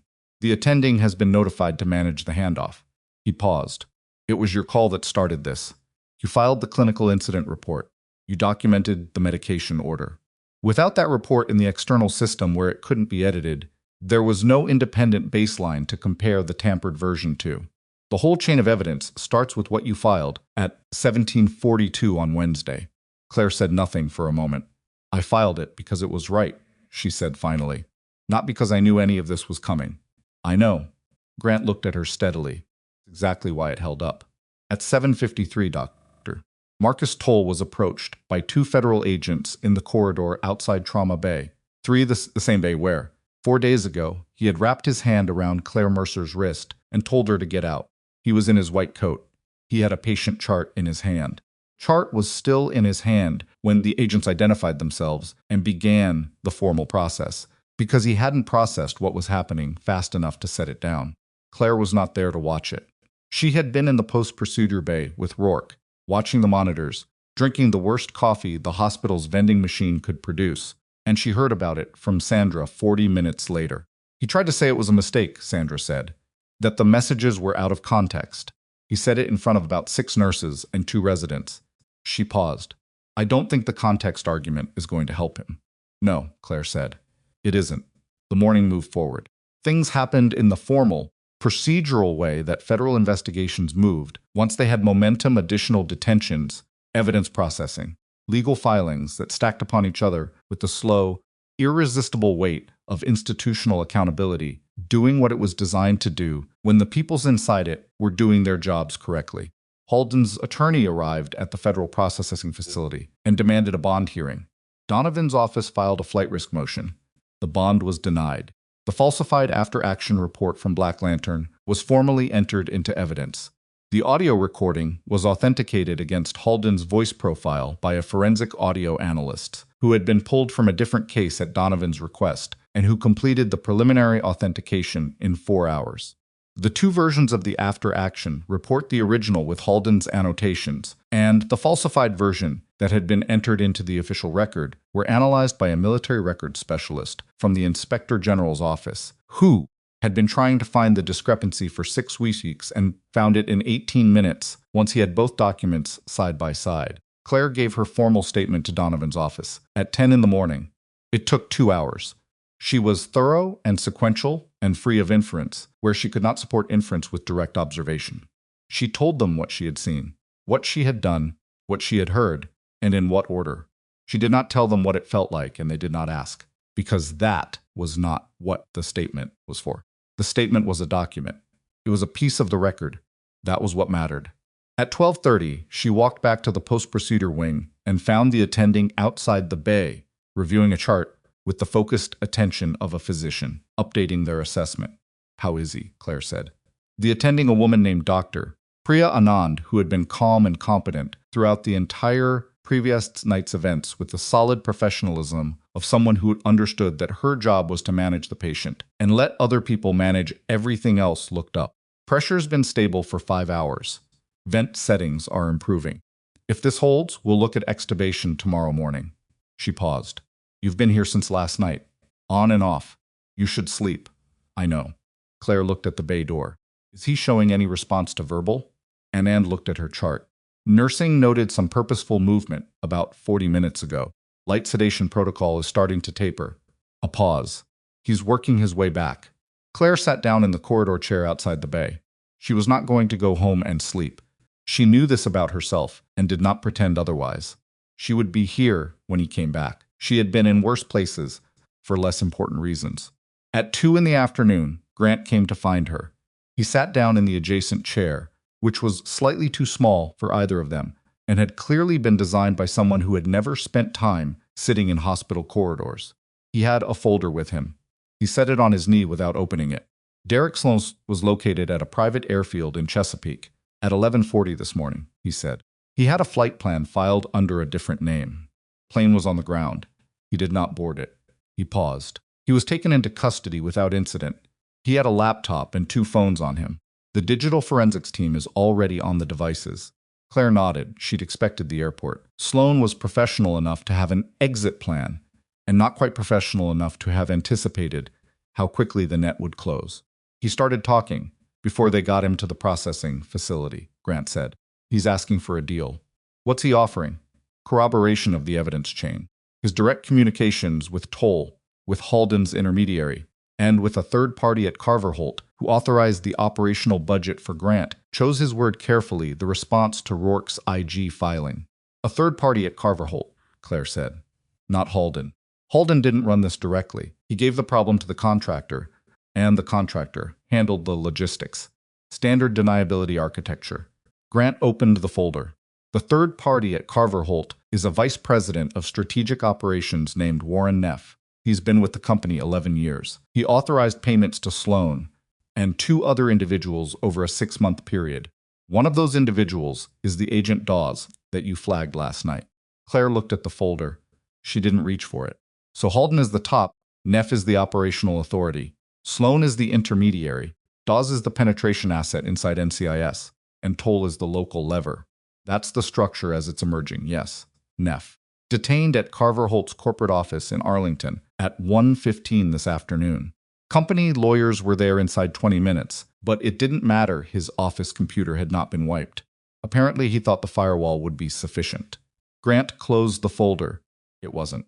The structure was collapsing at every point simultaneously which was both the most satisfying possible outcome and the one that required the most careful management, because when multiple elements of a conspiracy fell at once, the evidentiary chains had to be maintained separately to prevent cross-contamination that could complicate prosecution. Claire knew enough about federal criminal proceedings to know that the next several months would be the slow, grinding work of building cases that would hold under scrutiny that what had happened in the last 18 hours was not the end, but the structural break that made the end possible. She looked at the bay door. "What happens to Rourke's service record?" she said. Grant was quiet for a moment. "The IG office will conduct a formal review. Given what's on that audio recording and in those documents, the expectation is that the Black Lantern After Action report will be officially corrected, the falsified record will be expunged, and the casualties," he stopped. "The two operators who were listed under falsified circumstances will have their records corrected." Claire kept her eyes on the door. "Their families," she said, "will be notified through proper channels. With corrected record." He paused. "I know that's not enough." "No," she said, "but it's something." Grant stood. He straightened his jacket. He was the kind of person who straightened his jacket the way other people collected themselves, a small physical reset, before the next thing. The suspension reversal documentation came through from administration at 14:08. It's been sent to your placement agency and entered into your personnel file. Fabricated complaint has been removed. The original incident report has been restored in its unedited form. He paused. "The administrator wanted to know if you were planning to return to the rotation. Tell him I'll let him know." Grant nodded. He walked away down the corridor, already on his phone, the investigation pulling him forward. Claire sat alone. She was thinking about the closing message in Rourke's IG complaint, the part Vasquez had read her, the part that had been in the redacted version that Halden had intercepted, which meant Halden had read it and understood exactly what was at stake. The complaint had ended with a single sentence that was not legal language and not bureaucratic language, but something closer to a declaration. The people who were erased deserved to be given back to the record. She was thinking about that when the monitor alarm from inside the bay sounded a single soft tone and then a nurse's voice, clear through the door. "He's responding. Get Dr. Anand." Claire stood up. She was at the door when it opened from the inside, and the monitoring nurse almost walked into her. And through the gap, she could see the bed and the monitors, and the slight, unmistakable movement of a man pulling himself back from somewhere very far away, the specific, effortful consciousness of someone surfacing through layers of sedation and pain into a room he hadn't been sure he'd see. Rourke's eyes were open, barely, heavy-lidded, unfocused, the eyes of someone who had not finished returning yet, but open. He couldn't speak. The intubation tube prevented that, and the extubation wouldn't happen until Anand assessed him properly. But his gaze moved across the room with the slow, searching quality of a person looking for something specific. Claire stepped into the doorway. His eyes found her. They focused. Not all the way, not the sharp focus of a man fully present, but enough. Enough that she knew he saw her. Enough that he knew she was there. She held his gaze.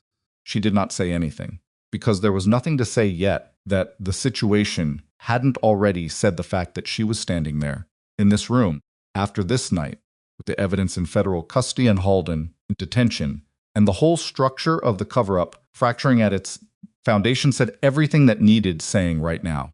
Rourke blinked. His right hand moved barely, just a shift of the fingers on the blanket, the kind of movement that was the maximum a body could manage when it was still mostly sedated and half reconstructed from surgery. Claire took 3 steps to the bedside. She put her hand over his, not tightly, just there. His eyes stayed on her for another few seconds. Then they closed again, not the closing of losing consciousness, but the closing of someone who has confirmed the one thing they needed to confirm and can now rest. She stood there until Dr. Anand came through the door, and then she stepped back to give her room, and she listened to Anand's quiet, competent assessment, and she looked at the monitors and looked at Rourke's face and felt something that had been clenched in her chest for approximately 18 hours release by a few careful degrees. Not all the way. The work was not done. The prosecutions would take months. The formal record corrections would take longer. The families of the 2 operators would need to be told, and that conversation did not have a version that was easy or quick or anything other than what it was. There were threads still running: Sloan's cooperation deal, the Carver Holt investigation, Dawes, Neff, the full accounting of 6 years of sustained, deliberate suppression, and every one of them would require documentation and testimony and the kind of grinding institutional process that made justice feel like construction work rather than revelation. And there was Toll, who had cooperated knowingly with people whose intentions he should have questioned, who had used his institutional authority to harm a patient and to harm Claire, and whose case would now go to the medical board alongside the federal investigation, and who had not, in the end, been sophisticated enough to understand that the person he'd been used to target was precisely the wrong person to be used against. Claire was thinking about all of this when her phone buzzed. She looked at the screen. It was a message from the placement agency's regional director, the real one, the one who had been in Richmond, the one whose name had been used without her knowledge to file a false complaint. The message was brief and professional. It said that the agency was aware of last night's events, that Claire's file had been fully restored on their end, and that the director would like to speak with her when she was available about an opportunity that had come to the agency's attention. Claire read the message twice. She started to put the phone back in her pocket. Then she looked at the attachment the director had included in the message, a forwarded email, sent to the agency by the Office of the Harwich Naval Medical Center's Chief Medical Officer, not Gaines, not the administrator, but the physician who ran the clinical operation, asking whether Claire Mercer might be available for an extended engagement, and whether her placement could be converted to a direct hire. The email had been sent at 11:47 this morning, 4 hours ago, while Halden was being processed, while Sloan was in the air and on the ground and in custody, while Toll was being walked out of the trauma bay he had treated as his personal kingdom. The chief medical officer of Harwich Naval Medical Center had sent an email asking if the woman who had been suspended 48 hours ago was available to stay. Claire put the phone in her pocket. She looked at Rourke's face, the monitors, the clean IV line, the window at the far end of the bay, where the afternoon light was doing something that was almost warm. She would call the director back. She would think about the offer. She would think about it carefully and honestly, and without the reflexive distrust that had been her operating posture for 6 years. She would think about what it meant to stay in a place, rather than rotating out of it every 6 weeks. She would think about what it meant to be somewhere where she was, for the first time in a very long time, not hidden. But first, she was going to sit here. Because when Nathan Rourke woke up properly, when the extubation happened and the sedation fully cleared, and he was present enough to actually say what he needed to say, there was something she needed to tell him. Something about what they'd found and what it had already started to do. She pulled the chair back to the bedside and sat down, and she thought about what she would say. And outside in the corridor, she could hear the hospital doing what hospitals did, the voices, the movement, the ordinary machinery of people trying to keep other people alive. And for the first time in longer than she could accurately account for, she did not feel like she was on the outside of it. She was almost ready to let herself believe that the worst of it was finished. She did not know yet that Sloan, sitting in federal custody with his cooperation deal and his 2 phones and his partially wiped laptop, had given investigators something in the last hour that none of them had expected. A name, a specific name, in a specific position, at a specific level of the structure that was supposed to be outside the contamination zone entirely. A name that was going to change the shape of everything that came next. The name Sloan gave them was Rear Admiral Patricia Coburn. Grant told Claire at 6:47 that evening, sitting in the same family waiting area where had set up his operational presence that morning, the same laptop and a different agent, and the particular expression of a man who had been doing this work long enough to have stopped being surprised by the depth of things and had not quite managed to stop being tired by it. Coburn was the Inspector General's Deputy Oversight Coordinator for the Atlantic Fleet. She was the person whose office had received Rourke's complaint. She was the person whose staff had logged the intake, processed the initial review request, and assigned the oversight officer, who happened to be Halden, to his own investigation. And according to Sloan's cooperation statement, she had done that assignment deliberately with full knowledge of what Halden had done and full expectation of what Halden would do with the authority she handed him. She had not been Halden's subordinate. She had been his equal, his partner, the person who had closed the institutional door from the inside so that no legitimate review could get through.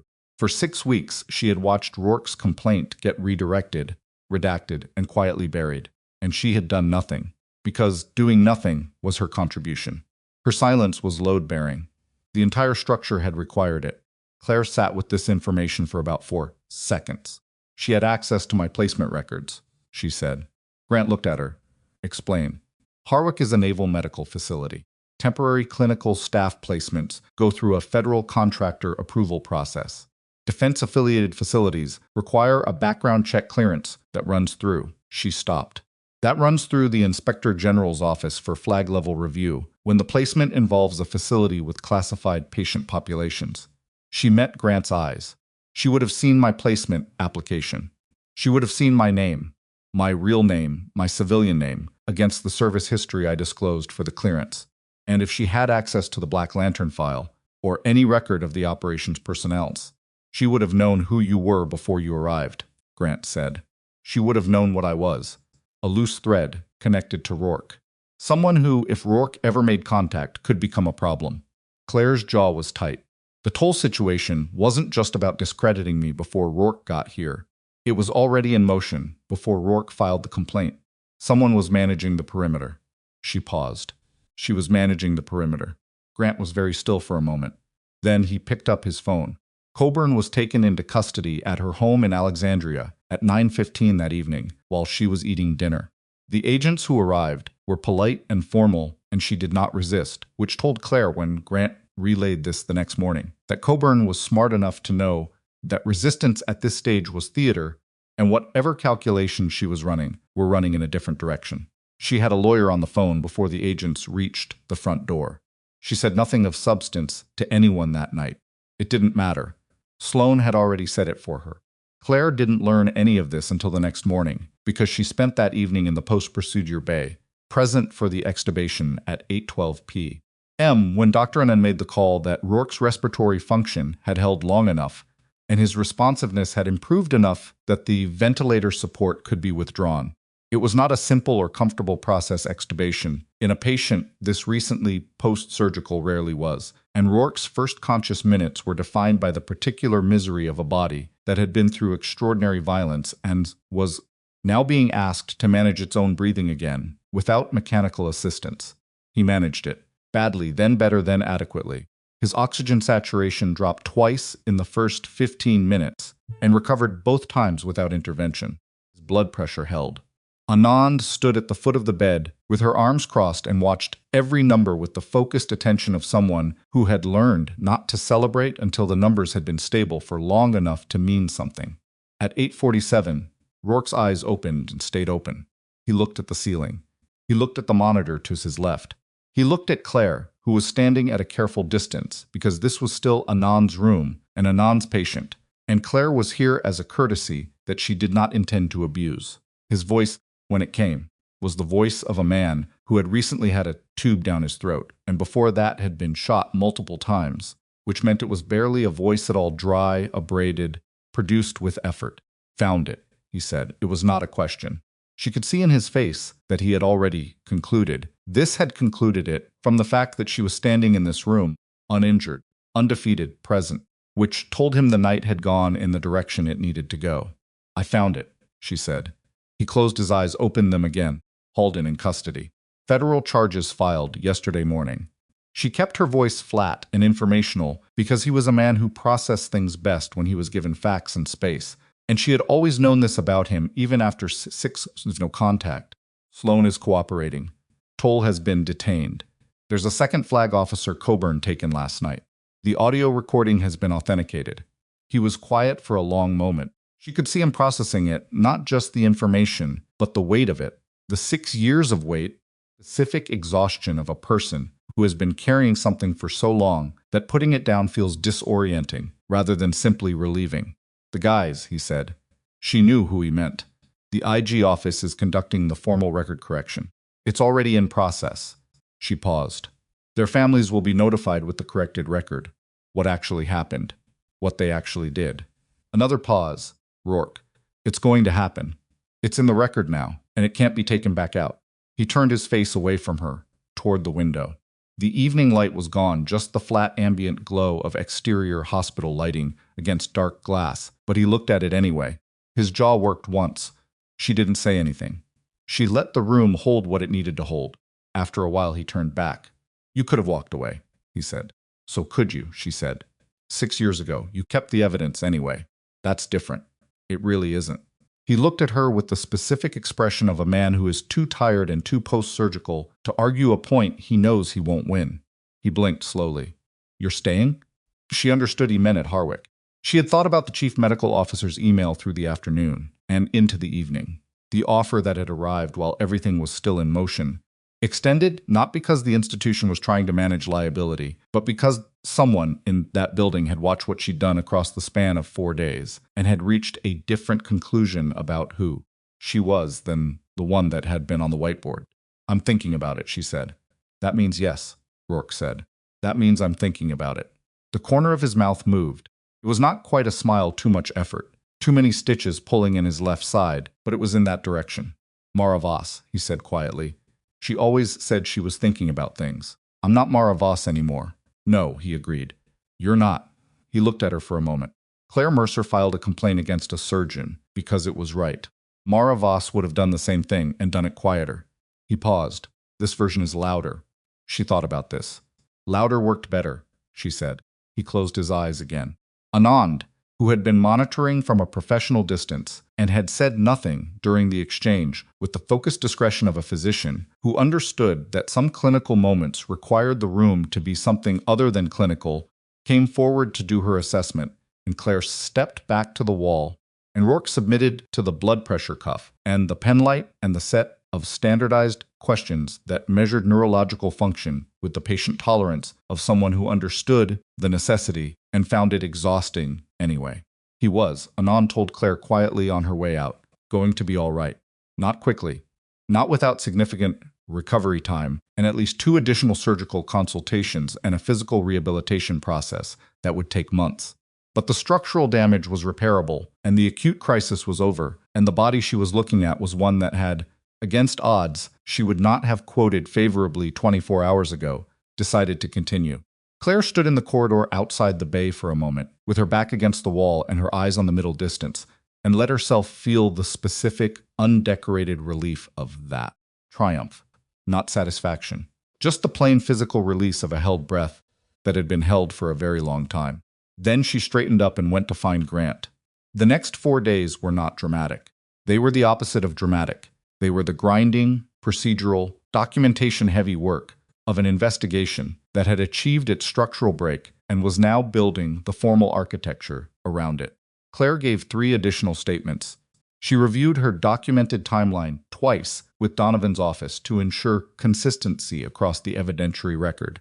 She met with the placement agency director in person, a steady, precise woman named Karen Hollis, who had handled the events of the previous 48 hours with an institutional composure that Claire respected, and they talked, plainly and without performance, about what had happened and what came next. Hollis told her the chief medical officer's offer was genuine and had been extended with full knowledge of the federal proceedings. She told her that Harwick's legal counsel had reviewed the situation and concluded that the institution's exposure was substantially mitigated by the documented fact that Claire had been the person who flagged the misconduct and cooperated with federal investigators rather than the person who had committed it. She told her that the department head, not Gaines, the administrative head, but the physician who ran the clinical program, had specifically requested Claire by name. They know who you are now, Hollis said. Some of them, Claire said. Enough of them. Hollis looked at her across the desk. The offer isn't about managing a situation. The chief medical officer contacted us the morning after, before most of the charges had even been formally filed, he said, and I'm reading from his message. She looked at her screen. He said that watching how she operated under pressure reminded us what this department is supposed to be for. Claire said nothing for a moment. He doesn't know my service history, she said. No, he knows what he saw. Hollis set the tablet down. It's a good offer, Claire. It's a permanent position at a competitive rate. And after what happened, I think the institution is going to be considerably more attentive to patient safety reporting for the foreseeable future. Claire took the offer sheet that Hollis had printed. She looked at it. The salary was reasonable. The scope of the role was more than she'd been doing as a rotating temp. It included a formal patient safety liaison function, which was a title she hadn't had before. but a function she had been performing for 6 years at every facility she'd passed through. She thought about the whiteboard outside Trauma Bay 3. C. Mercer Temp, smudged by someone's sleeve. Nobody's priority. She signs the offer sheet. Hollis witnessed it and said something professionally warm that Claire didn't fully absorb, because she was already thinking about the next thing, which was the thing she'd been thinking about doing for 3 days, and hadn't let herself prioritize until the formal employment situation was resolved. She drove to the federal processing facility, where the IG's corrected record notification process was being managed, and she asked to speak with the officer handling the casualty family notifications. She identified herself with her full name and her former service designation, and the name Rourke had listed in the IG complaint. She said she wanted to be present when the notifications were made, if the families consented. The officer, a young lieutenant named Barra, who was clearly uncomfortable with the emotional weight of the assignment he'd been given, looked at her for a moment and then said he would need to ask. Both families consented. The first notification happened on a Thursday afternoon. The family of Corporal Danny Rice, his mother Rita, 71 years old, and his sister Joanna, who drove 3 hours from Richmond, without knowing exactly what she was driving toward, received the formal notification in a room that was functional and clean and not designed for comfort, and the officer read the corrected record, and Rita Rice sat with her hands folded and her eyes down for a very long time after the reading finished. Then she looked at Claire. "You were there," she said. It was not a question. Something in the room, some alignment of presence and posture, and the specific quality of Claire's stillness had communicated this without anyone saying it explicitly. "Yes," Claire said. "Was he?" Rita Rice stopped. Started again. At the end. "Was he?" "He was doing what he chose to do," Claire said. "What he was good at." He didn't hesitate. She paused. "I want you to know that he was competent and calm, and he trusted the people around him. He did not die because of a mistake he made." Rita Rice closed her eyes. Joanna reached across and took her mother's hand and looked at Claire over the top of her head with an expression that was grief and anger and gratitude, all occupying the same face at the same time, which was not a contradiction. It was just what it looked like when the truth arrived late. The second family, the mother and brother of Sergeant Marcus Webb, received their notification the following day. Webb's brother, Derek, was 38 and had his brother's same broad shoulders and the specific controlled tension of a man who had been holding something for 6 years that he didn't know he was holding. When the officer finished reading, Derek Webb sat forward with his elbows on his knees and his face in his hands for about a minute. Then he sat back up. He looked at Claire. "Someone's going to actually answer for this," he said. It came out half question, half statement. "Yes," Claire said. "Multiple people in federal court. On the record." Derek Webb nodded once, slowly. The nod of someone for whom this is not sufficient and will never be fully sufficient, and who understands that the insufficiency is not the point. The point is that it is real, documented, prosecutable, and no longer buried. "All right," he said. "All right." She drove home after the second notification and sat in her apartment for a while. She did not eat dinner. She did not turn on any lights. She sat in the particular dark of late afternoon becoming evening, and she thought about Danny, Zand Marcus Webb, with the specific, deliberate intentionality of choosing to think about people clearly rather than protecting yourself from it, which was a different thing from how she had been thinking about them for 6 years. The protective distance, the managed compartment, the careful not quite remembering that was really a form of self-preservation that she had told herself was respect, but had actually been, at least partly, self-defense. She let herself think about them without the protection. It was not comfortable. It was not supposed to be. After a while, she turned on the kitchen light and made coffee and stood at her window and looked at the city Portsmouth. In the late evening, the particular texture of a place that was neither beautiful nor unbeautiful, but simply specific, the way all real places were specific, and she thought about something she had not let herself think about during the entire preceding week, because the week had required her to be operational. And thinking about this would have made her less operational. She had spent 6 years disappearing because she had believed, in the way that people believe things that have never been tested against reality, that disappearing protected people. That staying small kept the damage contained. That being a temp movable, replaceable, untethered, meant that whatever came for her would find nothing worth holding on to. She had constructed a life designed to be abandoned on 48 hours' notice, and she had told herself this was wisdom, and some of it had been, But underneath the wisdom was something she hadn't examined honestly until a dying man whispered a classified operation name in a trauma bay, and the choice between staying small and staying true collapsed into something that couldn't be managed by moving on. She had been protecting the wrong thing, or rather, she had been protecting herself from something that had already happened, using a posture that made sense in the immediate aftermath of Black Lantern and had calcified over 6 years into an identity she wore like armor over a wound she hadn't let heal. The disappearance had not protected anyone. The two families who had sat across from her in those notification rooms had been living without the truth for 6 years, and her disappearance had been part of the structure that made the truth easier to suppress. Her silence, her smallness, her determined removal from anything that connected back to who she had been had served the people who needed her forgotten.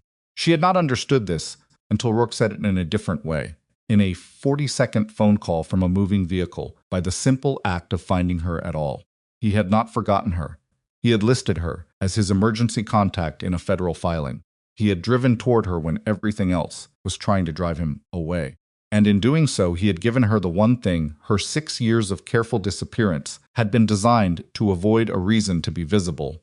That turned out to also be the reason that mattered most. She drank her coffee. She looked at the city. She was not the person she had been at the beginning of this week. She was also not a different person. She was the same person with fewer as necessary protections around the part of herself that always known what was right and had always, when it came to it, acted on that knowledge, even when the cost was high. The cost was always going to be high. That had never been the part that was in question.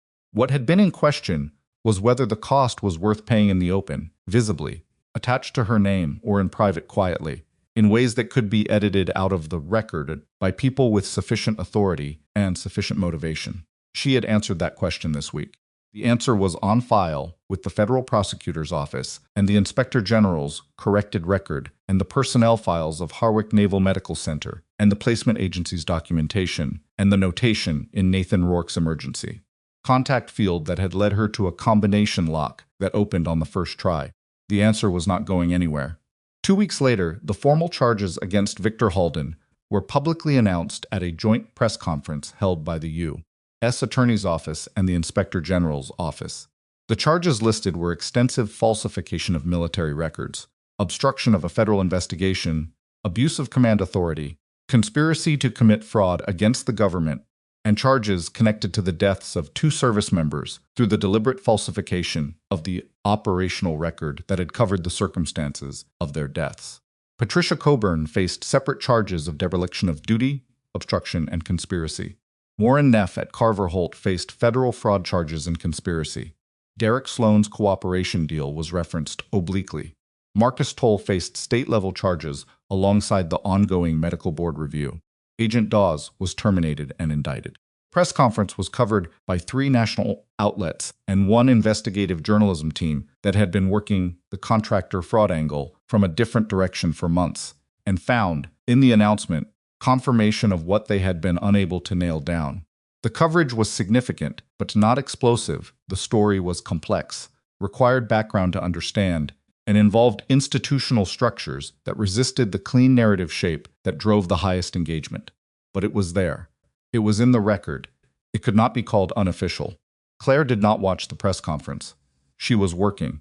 She had started her new role at Harwick, formerly titled Patient Safety Liaison and Trauma Protocol Coordinator, which was a title that had not existed before and had been created specifically after the events of the preceding weeks, because the chief medical officer had looked at what had happened in his institution and concluded that the absence of a formal advocacy structure for clinical safety reporting had been a gap that the institution could not afford to maintain.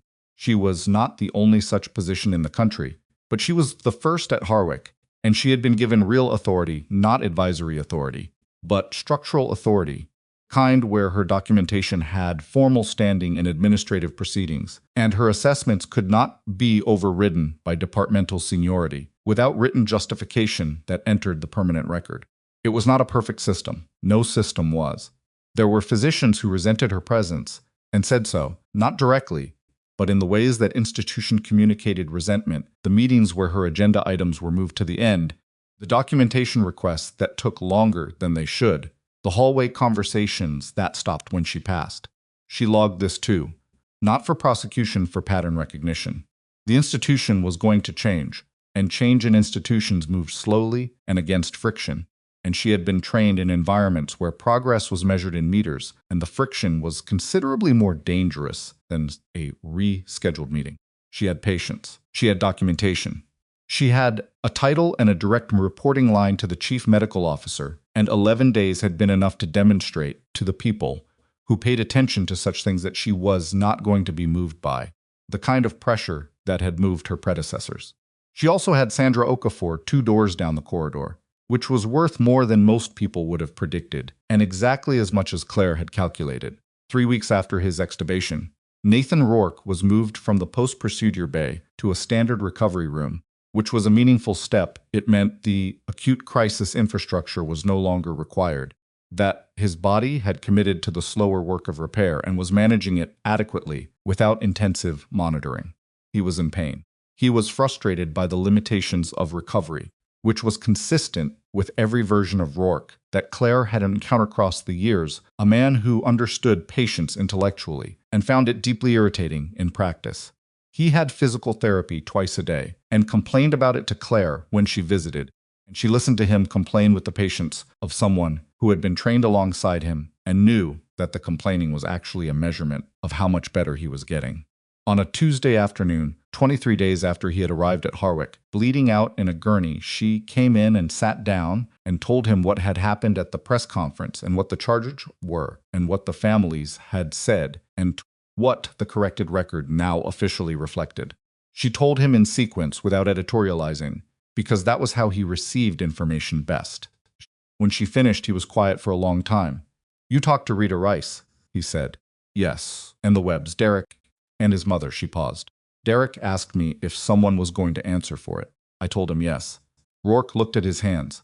His right hand, the dominant one, had a series of healing lacerations across the knuckles from the night of the incident defensive injuries the surgical team had noted on intake and which had been treated as secondary to the gunshot wounds and were now in the unremarkable final stages of closure. He looked at them the way people looked at things that reminded them of a specific moment in time. "They'll know what really happened," he said. Not a question. A statement he was saying aloud because saying it aloud made it more real than keeping it in his head. "They'll know," Claire said. "It's on record.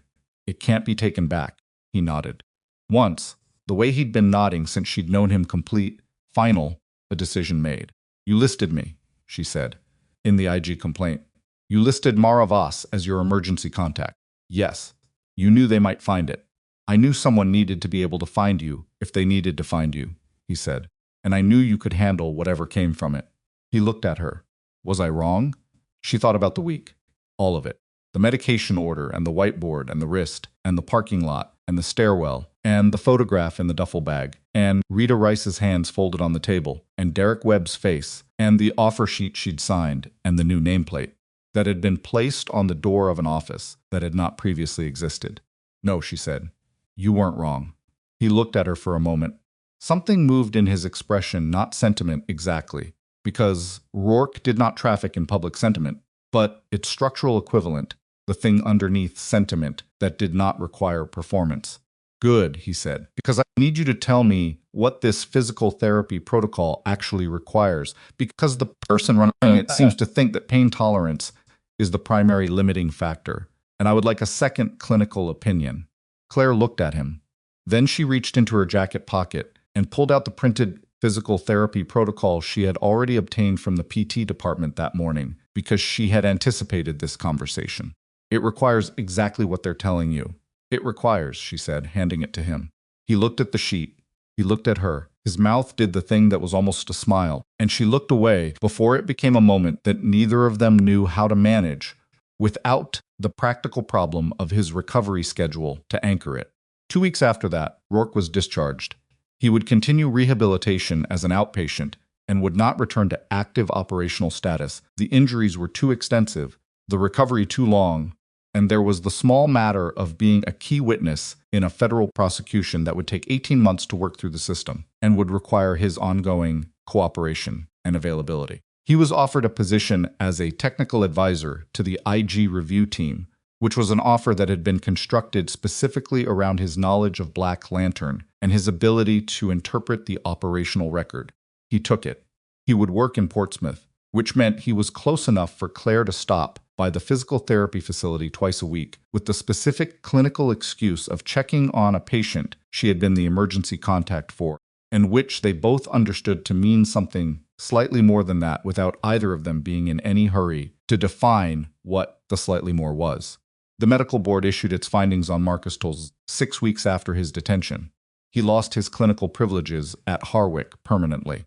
He was placed on a formal probationary status with the state medical board pending the completion of the federal proceedings, in which he was a cooperating witness, and the board made explicit in its public finding, which was a document accessible to any institution conducting a credentialing check, that his conduct had included both patient endangerment through medication order, negligence, and deliberate participation in a process designed to suppress a patient safety report. The finding was specific. It was public. It was in the record. It would follow him to every credentialing application he made for the rest of his career, and there was no mechanism by which he could have it quietly removed or reframed, because the federal proceedings ensured that the documentation was not just institutional but evidentiary. Claire read the finding on a Thursday morning before her shift started. She sat at her desk, her actual desk, in the office with the nameplate, 2 floors above the trauma bay, and she read the specific language in which the board had described what Toll had done, and she noted that her name appeared in the finding 6 times, each time in the context of the documented complaint she had filed, which was now formally cited as the clinical safety record that Toll had attempted to suppress and failed to suppress, and whose survival in the external reporting system had been the foundation of the institutional accountability that followed. Her name, in the record, attached to something true. She put the finding down. She looked at her office. It was not a large office. The furniture was standard institutional. The window faced an interior courtyard. Plant on the shelf had been there before her, and was maintaining a marginal existence that she was not confident she could improve, but it was hers, and her name was on the door in the specific way that meant she was expected here, that her presence was the point rather than a temporary convenience. She had 11 days left on a rotation once. Now she had a title and a reporting line, and colleagues who had stopped being careful around her, who knocked on her door with actual problems and expected her to engage with them rather than just move them up the chain, who had learned in 4 weeks what kind of person was sitting in that office and had reached their own conclusions. It was not resolution in the clean, cinematic sense. The truth never arrived that way. Not in institutions, not in legal proceedings, not in the lives of people who had been through the kind of years she had been through. Halden's prosecution would take time. The Carver-Holt investigation would run parallel and be complicated by the corporation's legal resources. Coburn's defense team was already filing procedural motions. Sloan's cooperation deal would be contested at some point by a prosecutor who felt he'd been given too much. These were not surprises. They were the texture of accountability, which was never a single moment, but always a process, expensive and slow and imperfect and necessary. She was not waiting for the process to finish to consider herself vindicated. The record had already said what it said. Her name was on it. Truth was on it. Whatever came in the courtrooms over the next 18 months would be additional architecture built on a foundation that was already laid. She had one more thing to do. She had been carrying the photograph from Rourke's duffel, the one from the bottom, below everything else, for 3 weeks. She had kept it in the inside pocket of her jacket because she couldn't decide what to do with it, and she wasn't ready to put it away somewhere permanent. It was a photograph of 4 people in field gear in a place that had been the worst place any of them had ever been. And 2 of those people were dead and had been dead for 6 years and were now finally, officially, correctly accounted for in the record that would outlast all of them. She took it out. She looked at it. Danny Race, 26 years old in that photograph, with the specific grin of someone who was running on too little sleep and too much adrenaline and had not yet processed how bad the situation was. Marcus Webb, 29, squinting into the light, one hand on the strap of the kit bag, because even in the moment the photograph was taken, he was thinking about the next movement, the next step, the next position. She looked at their faces for a long time, not protectively, not from the managed distance of a compartment she was maintaining for operational reasons, just directly, the way they deserved to be looked at. Then she set the photograph on her desk, in the corner by the window, where the morning light reached it, and she left it there. She walked out of her office and down the corridor, and through the department to the stairwell, and she took the stairs down to the first floor, and came out near the trauma bay entrance, and stood in the corridor for a moment. The trauma bay was running, she could hear it, the controlled urgency of a working unit, voices and monitors, and the specific cadence of a team managing something together. The whiteboard outside Bay 3 had different names on it, different rotations, different assignments. Her name was not there, because her name was on a door upstairs now. A nurse she hadn't met, new rotation, young. The slightly overwhelmed look of someone in their second week came out of the bay, carrying a chart, and almost walked into her and apologized too much, in the way of people who were still calibrating how much space they were allowed to take. "It's all right," Claire said. "I was in the way." The nurse looked at her ID badge and did a small recalibration of expression, the specific shift of a person recognizing a name they've heard in a context that carries weight. "You're Mercer," she said. "The patient safety coordinator." "Yes. I read the protocol updates you sent out. The medication documentation sequence." She hesitated. "They make sense. The way you laid them out, the rationale, it was actually the first documentation change I've seen here that explained why instead of just what." Claire looked at her for a moment. "That's the part that matters," she said. "If you understand why, you can defend it when someone pushes back." The nurse nodded. She looked like she was storing this. Then she went where she was going, and Claire watched her and thought about Sandra doing the same thing, 9 years ago and 30 years ago before that. A chain of people in corridors making decisions about what to defend and what to document, and when to hold a position that cost them something to hold. Turned and walked back toward the stairs. She had spent 6 years believing that making herself small was the cost of staying safe, and in some narrow technical sense she had been right. Nothing had found her. Nothing had forced her back into the shape of who she'd been, and she had moved through the world without friction, and without consequence, and without the specific vulnerability of being known. What she had not understood or had understood and chosen not to examine was that invisibility and safety were not the same thing. The people who had needed her forgotten had been safer for her silence. The institution that had allowed Toll to operate for 4 years had been more comfortable for her rotation. The lie that had buried Danny Rice and Marcus Webb had been easier to maintain, while the woman who had been there chose not to be seen. She had not caused any of that. She was clear on that. The fault was not hers, and never had been. But her absence had been useful to the people who were at fault, and that was a different thing, not culpability. But complicity adjacent, the gray zone of a person who knows something and stays quiet because the alternative is costly. The alternative had been costly. She had been suspended and discredited, and her credentials had been stolen, and she had spent a night running through a hospital preventing an attempted assassination. One incremental intervention at a time. And none of that had been easy or clean or free of the specific physical fear that she had refused to name out loud, but had been present throughout. It had also resulted in a corrected record, 2 families receiving the truth they had been owed for 6 years, a flag officer in federal custody, and a nameplate on a door. The cost was the cost. She would pay it again. She walked up the stairs, through the corridor, past the nurses who nodded at her, now a specific nod, the nod of colleagues, rather than the nod of people, acknowledging someone they didn't know how to place, and she went back to her office and sat down at her desk. The photograph was in the corner by the window. The morning light was on it. She pulled up the first document in her queue, a proposed protocol revision for emergency medication escalation, submitted by a resident who had apparently been thinking about documentation gaps for some time and had finally decided to put it in writing, and she began to read. The woman nobody had bothered to learn the name of was sitting in an office with her name on the door, doing the work she was built to do, in a place that could no longer afford to look through her. She was not the person who had walked into Harwick Naval Medical Center 6 weeks ago, with 11 days left on a rotation and a life designed to be abandoned. She was the person who had always been underneath, that the one that people with something to hide had correctly identified as dangerous. Not because she was loud or aggressive or impossible to manage, but because she was precise and she was patient and she documented everything, and she did not stop. She had spent 6 years thinking that disappearing was strength. It had taken a dying man whispering 2 words in a trauma bay to show her what strength actually looked like. It looked like this. It looked like staying. She kept reading. Outside her window, the hospital moved through its day, ordinary and urgent, and human and flawed and continuing, the way it always had, the way it would, long after she was done with her part of it. She was not hiding anymore. She was exactly where she was supposed to be.